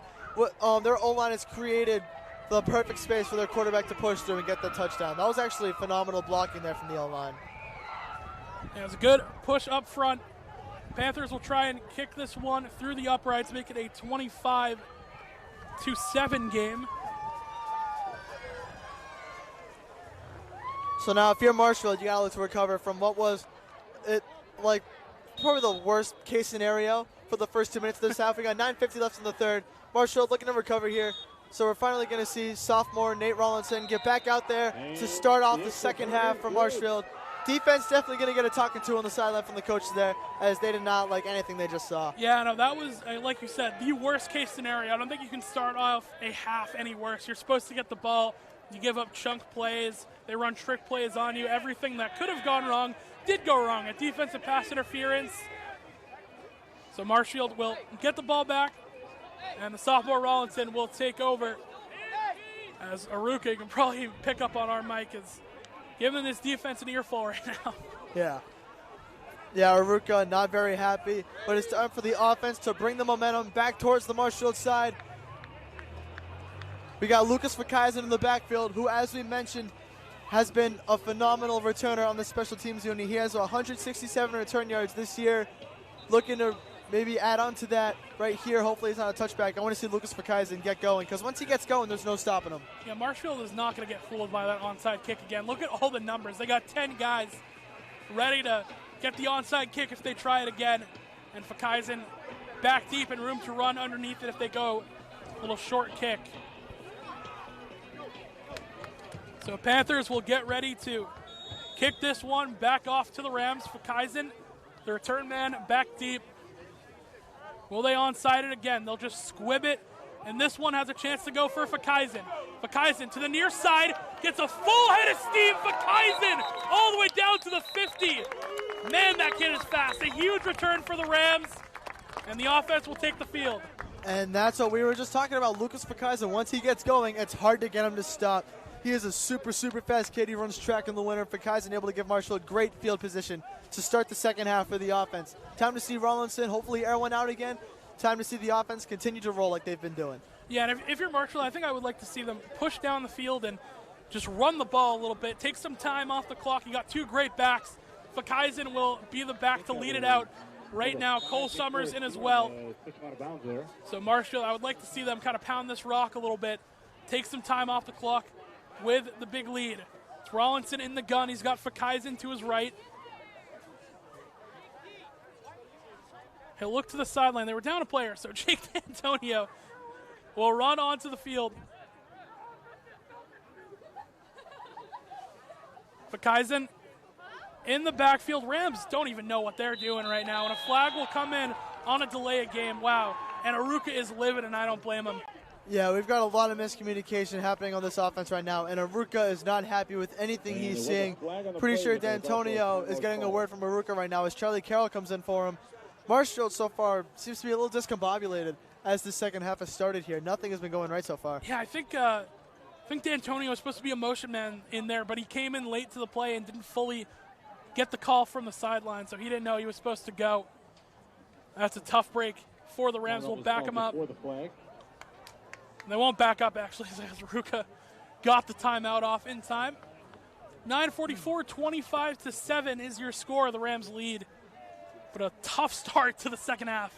Yeah, you said it. Marshfield looking to recover here on offense. They have not snapped the ball yet, but the miscommunication was not a great sign. Let's see if Marshfield can continue to push the ball down the field and maybe give Marshfield some momentum back. As you just mentioned, the second half has not been off to a great start by any means, but let's see what they got here. Ball's at the 50-yard line on the dot. Rollinson will take the snap. He'll hand it off to Fakaizen, who bounces off tackles, follows his blocks, and he will get a decent pickup on the run, bring up second down. And Marshfield continues to be content with just running this ball and picking up first downs little by little. As they should be. If it isn't broke, don't fix it. Davin True has had a phenomenal night in the backfield. So has Lucas Fakaizen, who has not gotten as many snaps as True tonight. But when he has gotten the ball, good things have been happening. Carroll going to come in motion to the left. They'll take the snap. They're going to hand it off. Fakaizen once again, bursting up the middle. And he has that quick first step where he just gets ahead of everyone. First down picked up for the Rams. And once again, they're just going to keep feeding the beast. Fakaizen with another double-digit yard gain right there for Marshfield.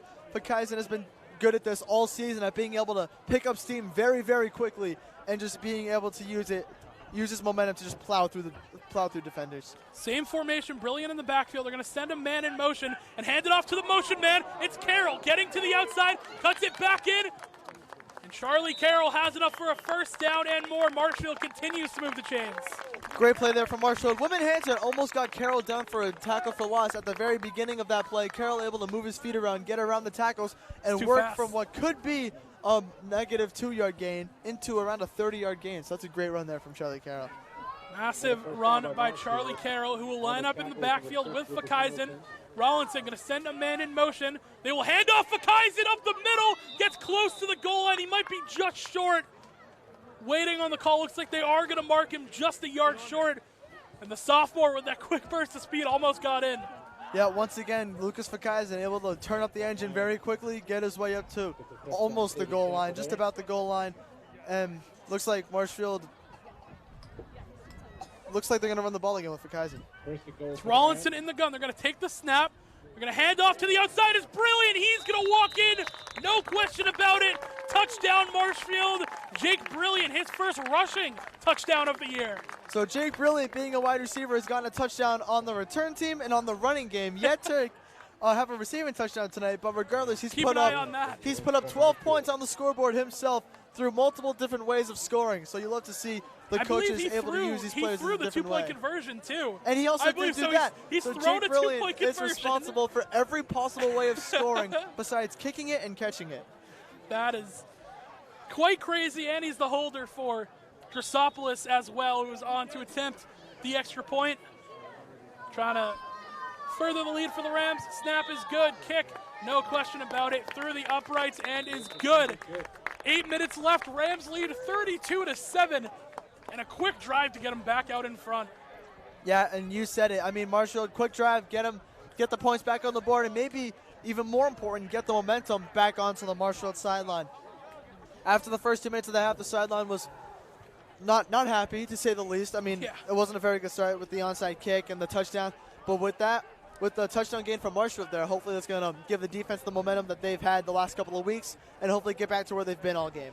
I mean, in what other offense, maybe I'll give St. John's Prep the nod there, but can you put in a young guy after a guy who has been kind of the glue of this team? Tormas has been the reason they've won so many games. You bring Rollinson in, but you have so many weapons. You have brilliant D'Antonio, Cole Summers, Aiden Summers, Charlie Carroll, Davin True, Lucas Fakaizen, Luke Richardson, so many pieces, and you just plug Rollinson in and have him manage the game well, and the Rams will still win by 20. Yeah, absolutely. This offense is one of the best offenses in the state, and they prove that time and time again, putting up record numbers that the town of Marshfield has never seen before, with Moss throwing the passing record last year and breaking the touchdown record this year. And Rollinson stepping into his shoes and just doing nothing but succeeding with everybody around him. Chrysopoulos, another massive boot, no chance to return for the Panthers. It'll be a touchback, and he continues to be phenomenal with his leg. 8 minutes on the dot remaining in the third, 32-7 your score. The Rams on fire so far today, and the defense trying to make a statement after they let up a touchdown. Yep, absolutely. They're looking pretty secondary heavy here with their D linemen only being Ekstrom, Sheehan, and Cosman. They have the linebacker duo of Leach and Molander.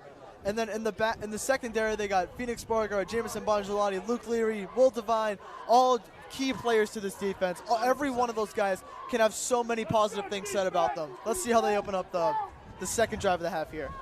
Be first down and 10. Leary and Bongelati both split out wide in coverage. Greeny in the gun. He's going to send a man in motion, and he's going to run the pitch play on the triple option once again. A big hit by the Rams will put a stop to that. It'll bring up second down. Yeah, that was a mean hit there, but I believe that was Jameson Bongelati laying in the massive hit right there. Who is 81 for the Rams sprinting to the locker room right now?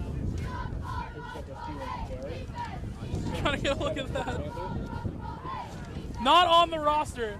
Oh, he's getting the ball. Okay, he's getting the kickball. I assume it's a young guy. Shout out to number 81. We'll get the name soon. I'll get that name in a little bit, but he sprinted to go get the ball that was kicked over the tee. Second down and 6, a 4-yard pickup. Brahini in the gun. He's going to take the snap, and it's that triple option. Once again, they throw it to the pitch man who breaks a couple of tackles, still on his feet, but the Rams are there to wrap him up short of the chains, bring up third down. Yeah, even before the pitch, you had sophomore Keegan Holt waiting for the running back to receive the pitch so he could make the tackle there. He was able to break the tackle, but nothing else was really to come there. Marshfield is ready for that play. Foley is going to come in for Cosman. They're going to give him a breather. He's been a mix and match trenches guy. He was listed as an O lineman and could kind of play both ways. But he's played D-line here today. I know there was some questions about, whether he was going to come on the O-line, if they were going to slide down Bongelati to another side and pull McGowan or Nicholson. But so far, he has played on the defensive line. It'll be a third down and about 5. Brahini in the gun. He's got it back to his left. Rams are showing blitz, and they will. Throw to the outside. Markowski's going to catch it, but he is lit up short of the chains. And it will bring up fourth down for the Panthers. And that's the Marshfield defense that we've been seeing all evening tonight. Able to shut down everything that Whitman-Hanson was trying to send their way. Not falling for any tricks, any sort of trick plays. Marshfield able to shut them down, force the punt, and give their offense good field position. That was the Marshfield defense that we've been seeing all night and what we've been waiting to see in the second half. Great job by the Rams once again. I mean, everyone, Keegan Hull especially, was ready for that pitch play, and everyone was locked in. Sean Folan as well, doing a good job.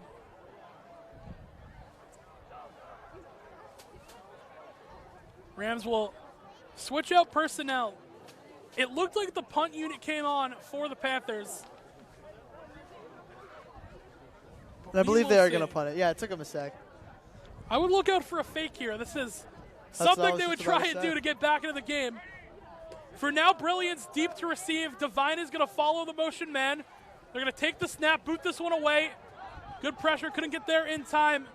And Brilliant is going to scoop this one up, and he's going to return it. Brilliant gets to the outside, still on his feet breaking tackles. He's going to take it just a yard shy. He'll mark him at the 49-yard line, and the Rams offense will take over. Brilliant, able to set this offense up with another fantastic spot to start off the possession around the 50-yard line once again. Last time they started at the 50 on the dot. This time it's going to be at the 49, so it's just 1 yard shy of where they started last time. Great field position for this offense, and this offense could turn what's already a big lead into a much bigger lead with a touchdown here. So let's see how Rollinson and this offense drives down the field. 100%. They get another touchdown before the quarter, too. We got running clock in the fourth, so something to look out for that. It's a 32-7 lead at the moment. Marshfield probably looking to get in the end zone, burn some clock in the process. Rollinson, the sophomore, will take over for Kaizen once again in the backfield. After he was close to a rushing touchdown, they're going to take the snap, hand off for Kaizen. He has blocks to the outside, trying to get upfield. Good job by the Whitman-Hanson linebackers to come and close that gap. He had nowhere to go. Bring up second down. We have an injured player on the field for Whitman-Hanson. So I think we are going to send it to a break here on MCM. Well, we wait to figure that out. Rams lead 32-7, 4:55 remaining in the third quarter. We will be right back. MCM coverage of MHS Sports is proudly presented by Repel Pest Solutions. Repel Pest Solutions is a full-service pest control company protecting residential and commercial properties from nuisance pests that carry germs and diseases. They are a small, family-run business from Marshfield, licensed, insured, competitively priced. We work to understand your needs and offer an integrated pest solution that's environmentally friendly. Don't be afraid to bug us. Moi Health and Wellness. Moi Health and Wellness is owned and operated by nurse practitioner Christine Murphy. We are an integrative wellness center offering medical weight loss, men's testosterone therapy, functional medicine consults and labs, vitamin therapy, Advadex laser skin resurfacing, Botox and dye sport, teeth whitening, and so much more. Moi Health and Wellness has 3 locations in Lakeville, Marshfield, and Plymouth. And Road to Responsibility. Founded in 1988, Road to Responsibility's mission is to provide the means, the opportunity, and the support necessary to allow citizens with disabilities to take their place as productive members of the community. We are committed to providing all individuals with opportunities. It'll be a second down and about 6 for the Rams. We are back after the injury timeout. It was Matt Lee who went down. He seemed okay. Play action. Rollinson going to roll out to his right, throw a dot. That ball is caught for a first down, and the Rams will move the chains. Trying to get a look at who it was, and he's slow to get up as well, whoever caught it. Summers. It was Aiden Summers on the reception. He was slow to get up. Did they say it was incomplete? Yeah, I believe. Yeah, they called it incomplete, I so thought it's he going to get held brought on. back. That was a great throw by Nate Rollinson there. Yeah. On the run, I believe he was on 1 foot too, able to gun that one out on a rope, get that to Summers. So big third down coming up for the Rams. Crowley will come in for Summers, who got banged up. Rollinson in the gun, Fakaizen to his right. Crowley will go to motion, right to left. They're going to take the snap, hand off to Fakaizen up the middle. Fakaizen still on his feet, and he should have enough for a first down. Pancake in the secondary as well for the Rams. Got to get a look at who that was. That was 63 who got up in there. I believe that's Amaral, who's number 63. But we'll check back in on that. It's a first down for the Rams. Hard count, won't get anyone to jump. A little over 4 minutes remaining in the quarter. Marshfield leads 32-7. Rollinson will send Crowley in motion. He'll take the snap, look to throw, screen to the outside. That ball is caught. Trying to get upfield. Richardson making a couple of cuts. Still on his feet, and eventually he will go out of bounds. And a little bit extra there for the Rams. This game feels like it's getting a little chippy as we get later. Yeah, I agree completely. This game has gotten a little bit chippy. That check down, unable to work. That was the first time the check down has kind of gotten shut down. Whitman-Hanson was all over that one. Check that. I believe that was Carroll on the reception, so excuse me on that. It's about a yard pickup, second down and 9 for the Rams. They'll go quick. Rollinson will send Carroll in motion. He will hand it off to Carroll, the motion man, and he has speed. Charlie Carroll to the outside. Fakaizen lays a block, and he will spin back inside, pick up a first down. Marshfield continues to pound the rock. Charlie Carroll with yet another jet sweep, which has mostly gone to Jake D'Antonio this year. Starting to go to Charlie Carroll this game, and Charlie Carroll has proved that he is a phenomenal player to use for the jet sweep option. He's already had 2 10-yard rushes with the jet sweep. Brilliant in motion this time around. It's play action throw to the end zone. It's caught. Richardson, touchdown. And Rollinson throws his second career touchdown pass. Richardson catches it. Marshfield extends their lead. Rollinson to Richardson. We're going to be saying that a lot in the future of Marshfield football. Rollinson throwing his second career touchdown. Luke Richardson catching his 4th career touchdown. That's another great play by the 2 of them to have that connection right there. We've already seen a couple plays where Rollinson to Richardson has proved effective this game. There it is yet again. Rollinson on a rope straight to Luke Richardson. That's going to make it 38-7. And what a ball from the sophomore as well. He has answered the call today. Absolutely. And he has played so well. Crowley's going to come in to get that extra blocker on the extra point. Drosopolis is on to attempt the extra point.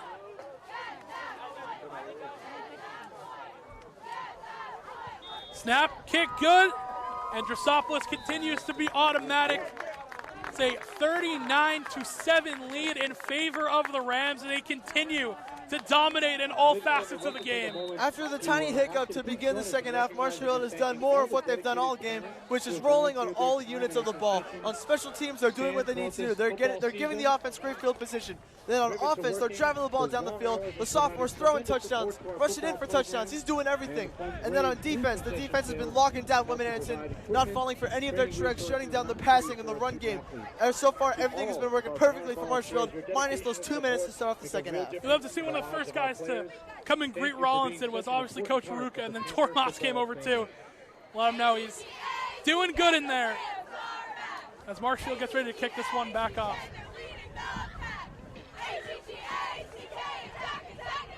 Stankiewicz going to kick it off this time. And I'd love to see that. Ron Stankiewicz obviously hasn't punted so far this game, so might as well get him some action, get him to kick it off. And he will set up on the tee. It's Luke Richardson catch the touchdown. And that's what you love to see, the sophomore getting his 4th career 100%. touchdown. Stats are updated. I believe that's his 4th or maybe 5th of the year, but it's 4th up there. or 5th. Well, regardless, 4 or 5 touchdowns for a sophomore is super Massive. impressive. Oh, yeah. We do not see many sophomores get seasons like that. Charlie Carroll had a pretty impressive sophomore season a couple years back, and I believe Nick Couples also had a pretty successful sophomore season, and we saw how those 2 careers turned out. So we're hoping that Luke Richardson turns out no different. 100% Stankiewicz will boot this one away. Big leg underneath it, but this one will be returned by the Panthers. Burgomaster going to try and hunt him down, and all the Rams come in to swarm tackle. Nowhere to go for the Panthers, and no return on the play. They will take over on offense. That was a great kick there by Ron Stankiewicz. That had some power on it. That reached all the way to the end zone before it bounced. I'm doing some history look back in my own mind. I think the last time a sophomore has started a game at quarterback for Marshfield, I think you have to go all the way back to Owen Masterson's sophomore year. I don't believe Molander started any game as a sophomore. So no, you'd be right on that. That's how far back you got to go. Yeah, and that's before I was even in high school, and I'm a senior now, so it's been some time. You know what the crazy part is? I was out of high school back when that happened still. Don't worry, you're still young. Yeah, I got a little young bones in me still. First down and 10. Brahini in the gun. He'll take the snap. He's going to throw the screen to the outside. Ball off the hands of his intended receiver. It will fall incomplete. But the Rams defense was there anyway, probably for the best that he didn't catch it. Yeah, I mean, you said that perfectly. He catches the ball, and there's at least three Rams right there that are ready to just get him down instantly. So second attempt for Whitman-Hanson. Whitman-Hanson is now puzzled. They don't know what to do again. In the second half, at the beginning of the second half at least, they had a little bit of confidence, pulling a couple of trick plays like the flea flicker. But now they're stunned. They have no options right now. Yeah, well, we got some time in between. Give a quick shout out to Jonathan Grabowski as well, who I know is watching at home with his wife in Colton. Accidentally texted him thinking he was Sean, so we appreciate him watching the game as well. Former executive director of MCM and a great guy. But second down, Brahini. He's going to air this one out deep, and that ball will fall incomplete. Great coverage there by the Rams. Everyone slipped just a little bit. Phoenix Beauregard in on the coverage, as well as Liam Riley. Yeah, great coverage there from both Beauregard and Riley. The junior and the sophomore able to track down the receiver and make sure he does not come down with that. So 3rd and 10 for Whitman-Hanson. We've not seen Whitman-Hanson air it out like that a lot. They're going to take out Holt and bring Jasopoulos in as well, so they're expecting another pass. Yeah, they're fully expecting pass here on 3rd and 10 because the run game has done nothing for Whitman-Hanson all day. The D-line has been all over it. A few passing plays have worked, but not many, as the secondary has also done a very good job locking down the passing game. 3rd down and 10, 2:47 remaining. Brahini in the gun, back to his left. And Whitman-Hanson trying to get anything going right now. He'll take the snap. He's going to roll out to the left, try and throw that ball over his intended receiver. Coverage phenomenal. Once again for the Rams, it'll bring up 4th down. There's Phoenix Beauregard yet again doing exactly what he needs to do, locking down the receiver, making sure there's no chance he's able to receive that ball. And now the defense getting their job done. Now the special teams unit looking to get their job done for the offense, who gets their job done. It's been a full cycle tonight of everyone doing their part and setting up the next unit to be successful. I mean, besides that one touchdown drive, this has been probably the best this Marshfield defense has played all year. They've barely let up any yards, any first downs. I agree 100%. The only time that they've had good field position or even gotten on our side of the ball was from the onside kick. Other than that, they have not left their own side of the half here. They've barely made it to the 40-yard line. It'll be brilliant back deep to return. Beauregard got a step. He almost got there. Almost got his 3rd blocked punt of the year.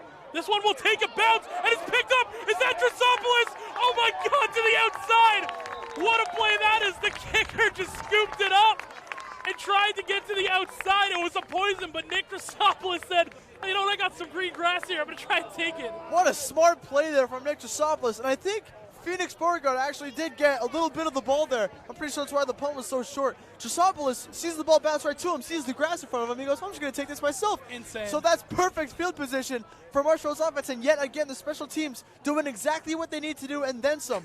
Setting up the offense for prime field position. And that's the kicker getting their return. Now, Nick Drasopoulos is the ultimate special teams guy. I mean, him as well, but how good has Beauregard been on special teams this year? Oh, my goodness. I mean, that would have been his 3rd blocked punt.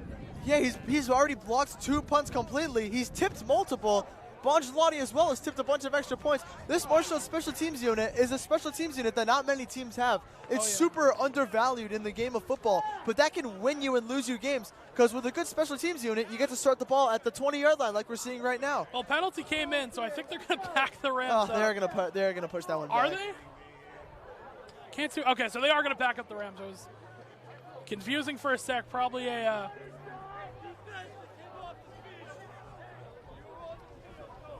Marshfield, besides a few holding penalties, has actually been pretty good about penalties. Oh, they ran into the kicker. And not. So the defense back on the so that's field. going to make it Whitman-Hanson's fault. Oh, my goodness. Oh, my goodness. That is super tough. I was confused what was going on there. I think a little bit of the JV unit has checked in for the Rams as well. They're subbing some guys in. Liam Riley, who has seen a lot of varsity time, at least today. Brian Coveno in as well. That's super unfortunate. I did not expect that. It's Brahini in the gun, 1st down and 10 off of the penalty. Markowski will go in motion. It's that triple option once again. Pitchman Markowski gets upfield, still breaking tackles, trying to get to the outside. And I mean, even after doing all that work, it's still not a huge gain for the Panthers. Yeah, I agree completely. That has actually been one of their better triple option plays so far all night. I think that's going to be just about a 5-yard gain, 4-yard gain. So Marshfield's defense has just been locking down the run game on every possible aspect, whether it's through the middle, to the sides, or whether it's a pitch or read option. Marshfield has just shut it down. Be a 2nd down and 6. And there has been nowhere for this Whitman-Hanson offense to go. 2nd down, Brahini in the gun. He's going to send a man in motion. He'll take the snap, roll out to his right, looking to throw. He's going to chuck this ball up. It's picked off. Jamison Bongelati comes on top of the route, and he timed that one perfectly. That's his 3rd interception of the year. Marshfield will turn the ball over. The quarterback, Jamison Bongelati, looking like a safety. He's able to take himself away from the man, make the quarterback think he's open, and then the second he throws the ball, Bongelotti comes in like a hawk and just snatches the ball. That's going to give him his 3rd interception of the year. He's now the team leader in interceptions, and he's going to rock that turnover chain for the 3rd time this year. There we go. Yeah, Jamison Bongelotti, I mean, he's been so good this year, the junior. Just lurking on that route. He made it look like he was open. Right when that ball is thrown, he gets right on top of the route and gets that ball at its apex. It's the highest point. Marshfield, huge turnover. Their offense will take the field. Absolutely. Bongelotti can play very tight coverage like a man-to-man cornerback. He can also play a zone coverage and almost act like a free safety, as we have just described how he was able to make the quarterback think he's open. That's a free safety type of play, which is something you love to see from your quarterback, who's able to play zone and man defense. And here is the JV unit. So some new faces in there for the Rams. We'll tell you who's in a second. Going to take the snap, hand off to the back, trying to get upfield. Couldn't quite get there in time. That's Anthony Pokari. That is going to be Anthony Pokari, and last Freshman, week right? I called him a freshman. I was wrong. He is a sophomore. Okay, there we go. He has a little brother who is a sophomore. Who is a freshman, excuse me. They look so much alike, I thought they were twins. They're not twins. That'll happen. That was the Brady and Ty Nicholson effect right there. They got a lot of that. They do look alike. They do. It'll be 2nd down and 10. No gain on the run from Pokari. And clock will wind down. We're under a minute remaining in the 3rd quarter. And Marshfield content to burn up this clock. They're going to take the snap. They're going to hand off to Pokari once again, and he's going to be hit instantly. Barely got a gain on that one. Bring up 3rd down for the Rams. Yeah, so for Marshfield's lineup right now, I believe it's looking like it's mostly sophomore stacked with Anthony Pokari at the running back position, Cole Hannigan as a wide receiver, Chase Doherty as a wide receiver. Then we also got some juniors, Jake D'Antonio's out there, Aiden Summers still out there, and then of course sophomore Nate Rollinson still under snap. So it really is like the full JV team out there right now for the Rams. It'll be a 3rd down and 10. Rollinson in the gun. He's got Pokari to his right. They're going to take the snap, hand off to Pokari once again, getting up the middle. He'll break off a tackle. And a good run by the sophomore. He won't have enough for a 1st down, but that will wind the clock down, and we will enter 4th quarter action. Rams lead 39-7 heading into the 4th. We're going to take a quick break, and we'll be right back here on MCM. Don't go anywhere. And that's going to bring us to the end of the 3rd quarter. MCM coverage of MHS Sports is proudly presented by Repel Pest Solutions, Moi Health and Wellness, and Road to Responsibility.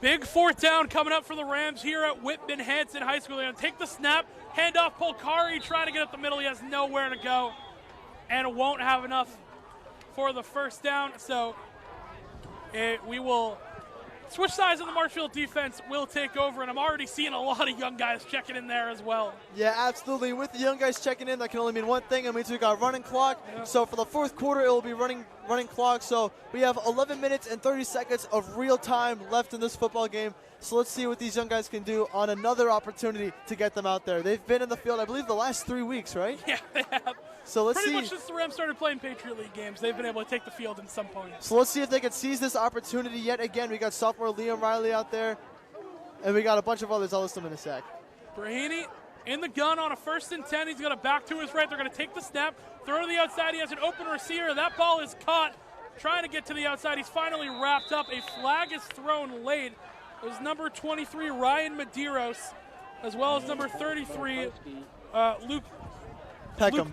There we go. Yeah, so we got, and there's Jack Stevens checking out. Yeah, so we got Luke Peckham out there. We got Liam Riley out there. We got the Scott twins out there. I believe Nick Drusopoulos is out there, and a bunch of other young guys. As you mentioned, Ryan Medeiros is out there, and I believe that Chris Johnson's also out there. So the same unit that we see every week in the fourth quarter, and they have gotten the job done every week. These guys are really good at what they do. They're able to force a lot of 3-and-outs, able to force a lot of turnover on downs. Let's see what they can do here. Yeah, I want to see this young unit turn up a little bit. They've let up some points in the past. I'd like to see them hold strong here. The penalty will give the Panthers a 1st down and 10. Brahini take the snap, and that one's handed off in the middle. Good job by the Rams defensive line to put an end to that. It'll bring up 2nd down. Yeah, this defensive line is stacked with a sophomore. I believe that is. Take a look. One of them was Connor Scott in on the tackle. That we know. Yeah, Connor Scott, he is a junior, and then number 94, I'm blanking on his name. I think that's. We talked about him a lot tonight. Folan, I believe. Sean Folan. There we go. Yeah, Sean Folan. He's done a phenomenal job in this game because he has gotten snaps all game, and he's a sophomore. He's done a bunch of great things tonight. So you love to see this Marshfield defense get more opportunities on. I believe that's 2nd down and 6. The scoreboard's a little tough to read. Yeah, I think 2nd and 8 is what they got it marked at right now. It is 2nd and 8. So You're 2nd right. and 8. I think we have a quarterback change as well for the Panthers, so we'll take a look at that in a moment. 2nd down, motion man, it's play action. Looking to throw, going to air this one out deep to the sideline. That ball too far, and they're going to get a pass interference. That is a ticky-tack call, I will tell you that. I thought that was phenomenal coverage by Chris Johnson, but they will get the flag thrown on them. Yeah, Will, I couldn't agree with you more. Chris Johnson with amazing coverage right there. Super tight coverage, all up in his grill. Don't believe there was flag material there. The refs are gonna, I believe, call that on him, which I still believe was just great coverage. I think they got the hold at the very end. I think that was great coverage. I disagree with the call. The ball's not too far ahead, though. I think they're going to spot it up and move it on back. Yeah, so it will be pass interference on Johnson, and they will move it up.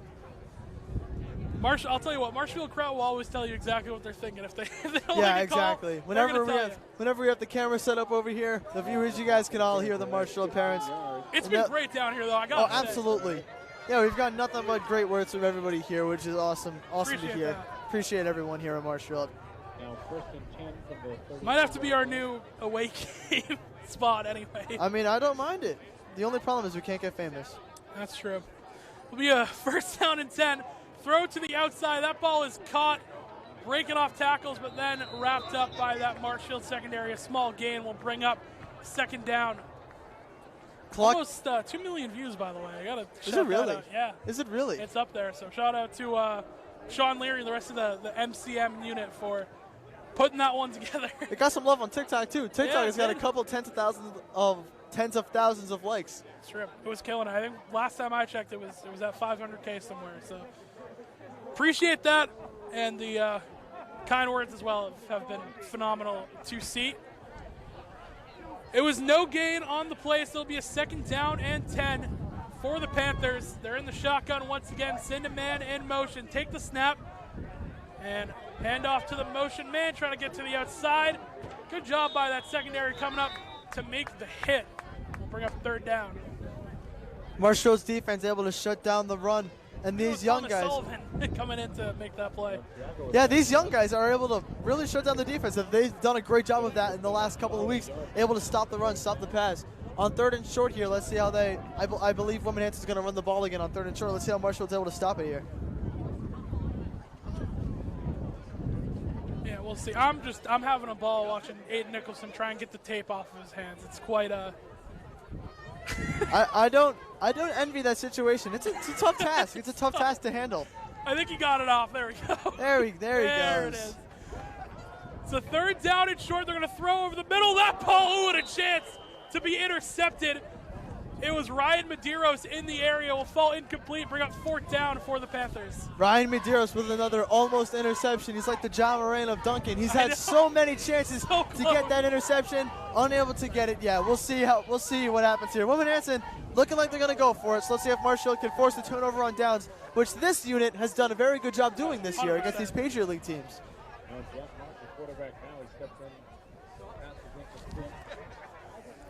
Look at some of the O-linemen on Whitman-Hanson. They're wearing Guardian caps. You don't see that too often in high school football. We got 4th and 2 here. Kind of love it, though. Kind of love the new Guardian caps, especially in high school. I think they got Pat Ryan in as QB right now, so we will keep an eye on that. It'll be a 4th down coming up. They're going to take the snap. Ryan tried to hand it off. No one was there, and the defense is going to swarm. I believe he's going to be short, waiting on the signal.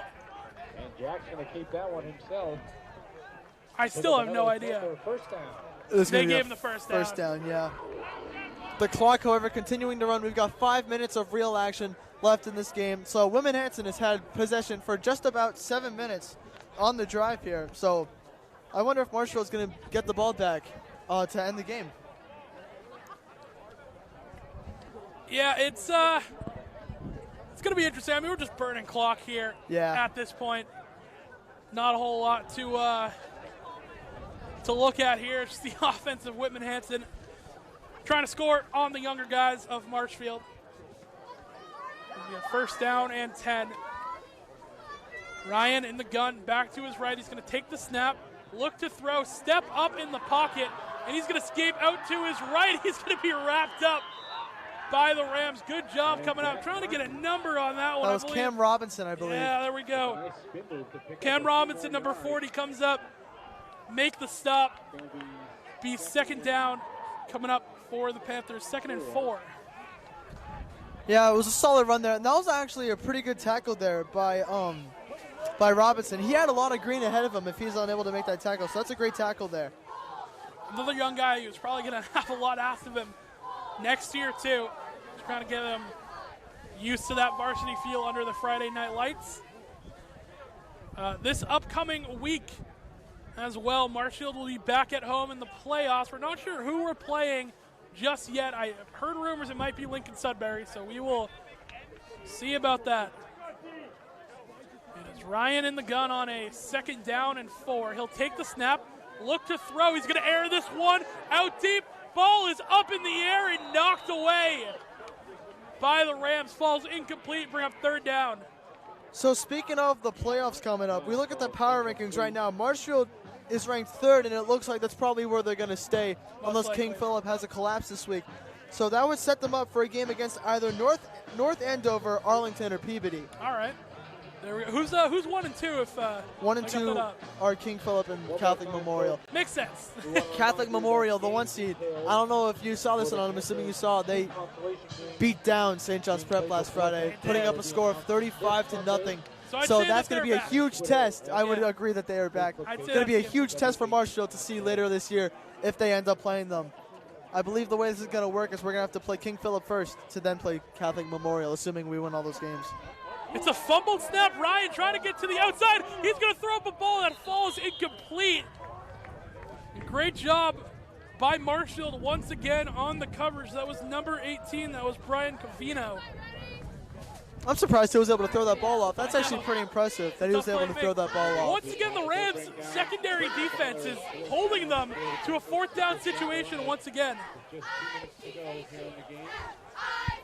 I mean, you could say it looked a little Mahomey the way he was able to throw away that last ball. Just a little bit. Not many people are able to throw away the ball like that. That's true.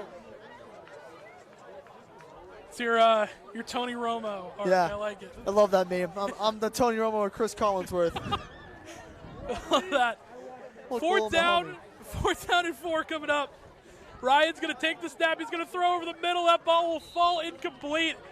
And it'll be a turnover on down. So Rollinson in the offense will take the field, take a knee, and we will get out of here. It was a massive game for the Rams, all facets of the game. I mean, they dominated start to finish. 39-7 will end up being your final score, but from the beginning, it just felt like the Panthers didn't stand a chance against the Rams. Yeah, no, absolutely not. Besides that one onside kick, I think Whitman-Hanson got 2 first downs.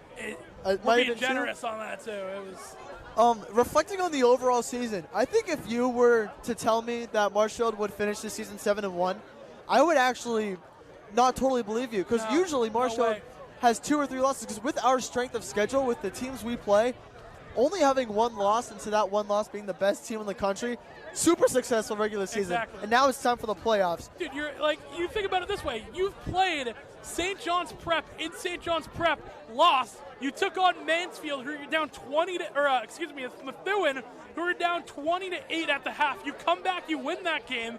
Then you go to Mansfield. You have a game-winning drive in Mansfield to win the game. I mean, the strength of schedule has been insane for the Rams. I mean, I did not expect them. I mean, you can assume that, they probably go undefeated in the Patriot League, as they essentially do every year, it feels like at this point. Yep. We are the only one who really ever competes when they play them on the schedule. But, I mean, the Rams have just continued to dominate this whole year. And that is how we are going to wrap up the regular season. Marshfield will beat Whitman-Hanson 39-7, a 7-1 record to finalize the year of the regular season for the Rams, and playoffs are on the horizon. We want to thank you for joining us here on Marshfield Community Media. I'm Will Nicholson, Andrew Youngworth beside me, not Jack Doherty, Anderson Dalton on the camera. That's a new one. Sean Leary back in the studio. We thank you for watching us on MCM. That will do it for us. We will see you next week. Goodbye, Marshfield.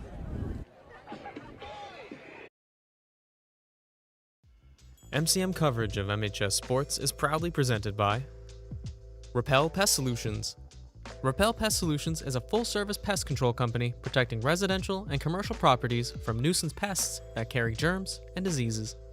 They are a small, family-run business from Marshfield, licensed, insured, competitively priced.